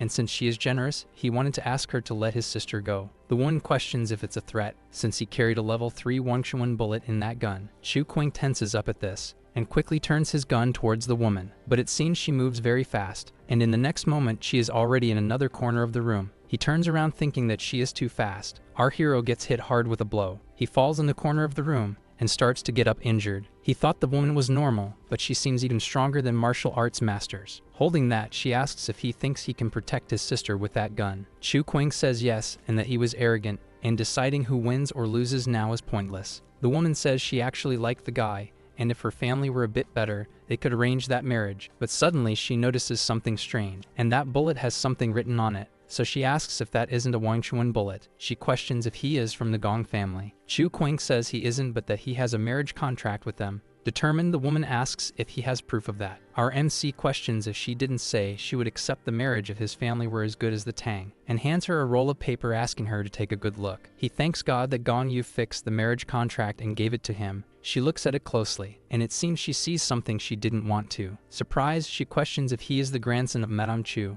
He confirms by saying that's right, that his sister is the granddaughter of Chu Anlan, and wants to know if she meets the requirements. Considering that the family is from the imperial capital, she wants to know if his mother was an exiled member of the family. She suggests that this marriage is just a way to recycle trash. Chu Qing says to set that aside to negotiate something else. She throws the roll back and asks what it is. Our boy catches that thing in the air and tears it in front of her, saying that to him it's useless paper. She says he is brave but questions if he knows what the words Chu Hanlan represent. The boy says that doesn't matter to him, but she says she will be nice since he is the grandson of Chu Hanlan, but that she is at most a respectable old lady. Chu Qing stands there watching, somewhat displeased. She says that if he at least knew the power of the great companion women, he might have discovered something. The boy wonders if the Empress and Xing Lai are companions, and if that's true, why she is in this district. Suddenly, the old woman enters calling for the lady. She apologizes for being late, but the woman says it's not her fault. Finally, she says she has played enough with him, and that it's time to stop. Using her energy, she asks what his last words are, but the old woman asks her to please wait. She tells that the young lady has disappeared and that this intruder might have something to do with it. She grabs the boy by the neck and asks where her daughter is. Chu Qing says that's exactly what he wanted to discuss with her. Furious, she says she will listen to him then, and finally releases the boy's neck. She wants to know what he wants. Chu Qing wants her to forgive his sister and leave her alone. And she says of course, but that she will take his life instead, asking what he thinks. Thinking she is a cursed old woman, he asks if there is any other option. He says she could send someone to find her daughter and make his whole family pay for it. And he responds that she can only say that after she finds the girl. The woman ponders and whispers to the old lady. She says she asked Aunt Wei to look for the girl who must be nearby, questioning if he will still be so tough after this. He throws himself onto an armchair. While he fiddles with his phone, she questions if he is calling for help. Chu Qing questions if even if he were, would she care? But she wants to see who he will ask for help. It seems that Hua hasn't yet gotten the information he needed, and he finds it bizarre, thinks it's unbelievable that she hasn't managed to get that yet. Time passes, and the two continue staring at each other. She says an hour has passed and wants to know if he will only rely on Yi Chengxi and Tang Xian to save him. He questions what makes her think he came there without a backup plan. The woman gets irritated and asks if he thinks he can win. Chu Qing says he doesn't like to use dirty methods, and that if he could have prepared, he could defeat her or the old lady. The woman laughs hard and says he likes to brag, saying she is a level 4 master, and he is just a little boy. He says he doesn't know her capabilities but is sure that she and the old lady have some weak point. Suddenly, she gets startled by something and rushes to grab her phone to call someone. His phone vibrates and he takes a look. He sees a picture of a man there. He thinks Wawa is simply amazing. Suddenly, the old lady enters and says they found the young lady. She says that this little thief hid her under the floor of the bed. Furious, the woman says that now he will die. Then he shows the picture of that man and questions if she was calling him. And determined, he waits for the woman's reaction. The two seem to have been affected by that, and the old lady energizes her hand, preparing to attack. But our hero dodges at the last moment, positioning himself ready to fight as well. He says that if they are so interested in hurting him, he will send someone to hurt that boy too. Then suddenly the woman holds the old lady's hand. She tells Aunt Wei to leave it be, that she will deal with the boy. That woman wants to know how he found him. He says he investigated, and since they seem to be hiding, it looks like it's a relationship she wants to keep that way. Finally, she accepts that he is smart and asks what the conditions are. He wants her to let his sister go, and that he can marry her son. The woman also has a condition that her sister gets a house on that street, otherwise nothing will be done. She also wants to ensure that Meng Zui won't try to kill her sister, and he wants a letter for that. She gets quite irritated that he doesn't trust her word, but after a while, she is there signing the paper. He reads everything and thinks it will be enough. Our main character says that if she is angry, she can take it out on Meng Zui since she is a bit rebellious. The woman wants to know if he hates her so much for being forced to sleep with her to save his sister. And the boy seems to be caught off guard, but he says it's nothing like that. Yet the woman doesn't believe him. As he is leaving, irritated, she asks him to wait, and says there's one last thing. He turns around, curious to know what it is, and she says it's about Liu Feng. Chu Qing says she doesn't need to worry, he will keep it a secret. But the woman says their relationship is not what he believes it to be. She explains that when she was still one of the great companions, when the Empress ascended to the throne,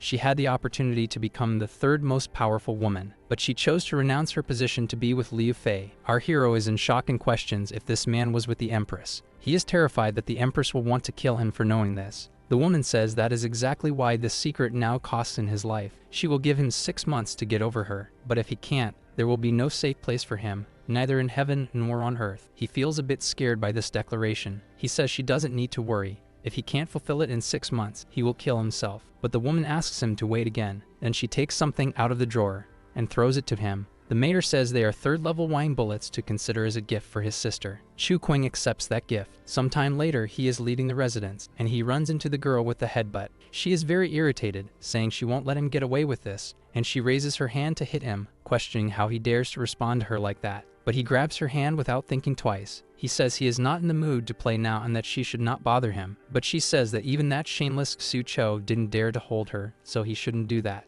Angrily, he asks if she was the one who hit his sister in the face. And full of herself, the girl says it was her. Then our hero, without thinking twice, punches the girl in the face. As the girl trembles on the ground, he says he usually avoids hitting girls, but that slap was for his sister. Crying, the girl orders her grandma to chop that boy into pieces, and the old woman begins to manifest her power. When suddenly someone holds her back, she is surprised to see it was the mayor, and our hero says it seems the children of the Xing family were not well educated. Sometime later, the two watch the boy leave. She says to send her daughter for training at that place and find someone to teach her son since she has neglected both. The old woman says that is a military training camp where people come back with sequels due to its strictness. The mayor says that place ensures that those who manage to leave have a bright future, and she adds that her daughter needs to go there. She doesn't leave room for discussion and orders her to do it, saying that if her daughter dies, her son will inherit the family. Tense, the old woman thinks she has been influenced by Chu Qing, thinking it's nonsense to say that men are not inferior to women. Suddenly, he arrives at Huawe's house. She receives him with tears in her eyes. She hugs him, saying she was scared, and while almost being crushed, he says he made it. Sometime later, Hua asks if he was forced to do it with two women, but our hero says he only fought with them. She says she is happy he came back in one piece and asks him to rest. The next day, his phone has 18 calls from Tang. He answers but asks her to let him sleep because he is exhausted. She questions if he is going to skip class again.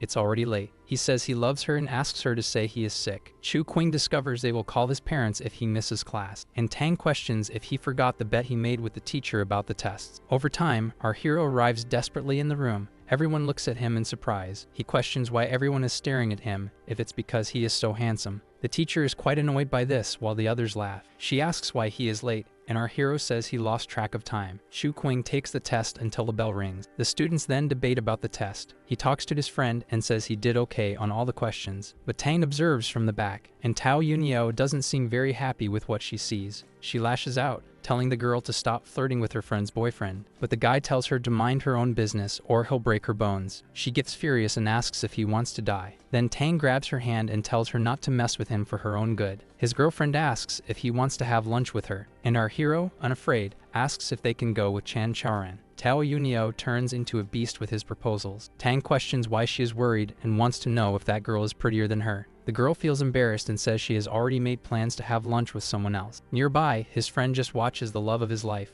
Then he grabs him, telling him not to run away because they are going to have lunch together. He says the girl is also going and that one day he will return the favor. He tells him to hurry up because his partner is going with him. Tang wonders if that isn't Yi Chengxi's brother. He makes a somewhat silly disguise and says he can't wait to see the sweets in the window. Sometime later, everyone is eating together. She asks if he can stay among the best in the test, and he says he doesn't know. Then, without holding back, she asks if he was with Yi Chengxi these past few days. He laughs and says he was just busy. The girl says that even though he is a man, he doesn't have a shred of dignity. Our boy gets a bit irritated, and his friend is quite shy. Then out of nowhere, he asks if the boy has a crush on her and says it's a good time to confess. The girl can't believe it and thinks he is saying that just to change the subject. Chu Qing insists, saying that the fact he can't even speak proves it's true. Tao Yunio says it's not fair to pressure someone like that and asks if he won't confess first. Then he takes Tang's hands and says he likes her, and the girl almost has a fit. Now she should hurry because it's her turn. Tang seizes the opportunity and says that if he likes her, she wants to know what's going on between him and Yi Chengxi. A bit awkwardly, he questions who said he has to like only one person, and the girl kicks his shin. Then the girl starts to say she will be honest, but at that moment the boy stands up and says he loves her, and the girl turns red, very surprised. She comments that they have known each other since kindergarten, and that there was that time she ate 13 cupcakes instead of 4, and he thought it was really cool. At 9 years old, she ate 8 popsicles and even gave him 2 that she got as a gift. And in college there was a competition to see who could eat the most steamed buns, and she managed to eat 10. Our hero starts cracking up laughing at how much she eats and how skinny she is. She turns red and shy, saying that's why he seemed familiar and that he was the crybaby from her childhood. But he feels flattered thinking that she remembers him. Then out of nowhere, he grabs her head and smashes it into the pie. Tang says it's better to go too and that they will see each other later. Yimao asks if he said something wrong, but Chu Qing says she must just be embarrassed. He asks that next time our hero warns him before dropping a bomb like that on him. Chu Qing says it's fine, but that there's no reason to be embarrassed. A good while later, our hero is finally arriving home. He is surprised to see Hua there. His mother said she wanted to thank her for the problems with the company and invited the girl for dinner. He signals to his girlfriend that he will be right back. Then he goes to his room with his mother, and obviously, she wants to know what kind of relationship they have. He says she is his friend, but his mother keeps circling them from all sides. Suspecting that he is dating her and also Yi Chengxi, she says he should have a bit more self-respect. And our hero feels this like a stab. She wants to know what he intends to do, and he says he will marry them all, and they will all be part of his family. His mother then freaks out, asking if he is crazy, but he says he is already an adult and knows what he is doing. telling her to talk to his sister who has already found a son-in-law. She says she will leave this matter open and to call his sister who is always hiding on the phone. After some time, our hero goes to the room and she is again on the phone. He asks her to get off the phone since he has been there all day. Then, all sweet, she asks her little brother to sit there as she will talk to him. 10 minutes later, our hero is still there waiting, and they are having that conversation about who will hang up the phone first. Chu Qing grabs the girl by the head, telling the guy to hang up the phone right now. Then finally it seems the call ends. She hugs him,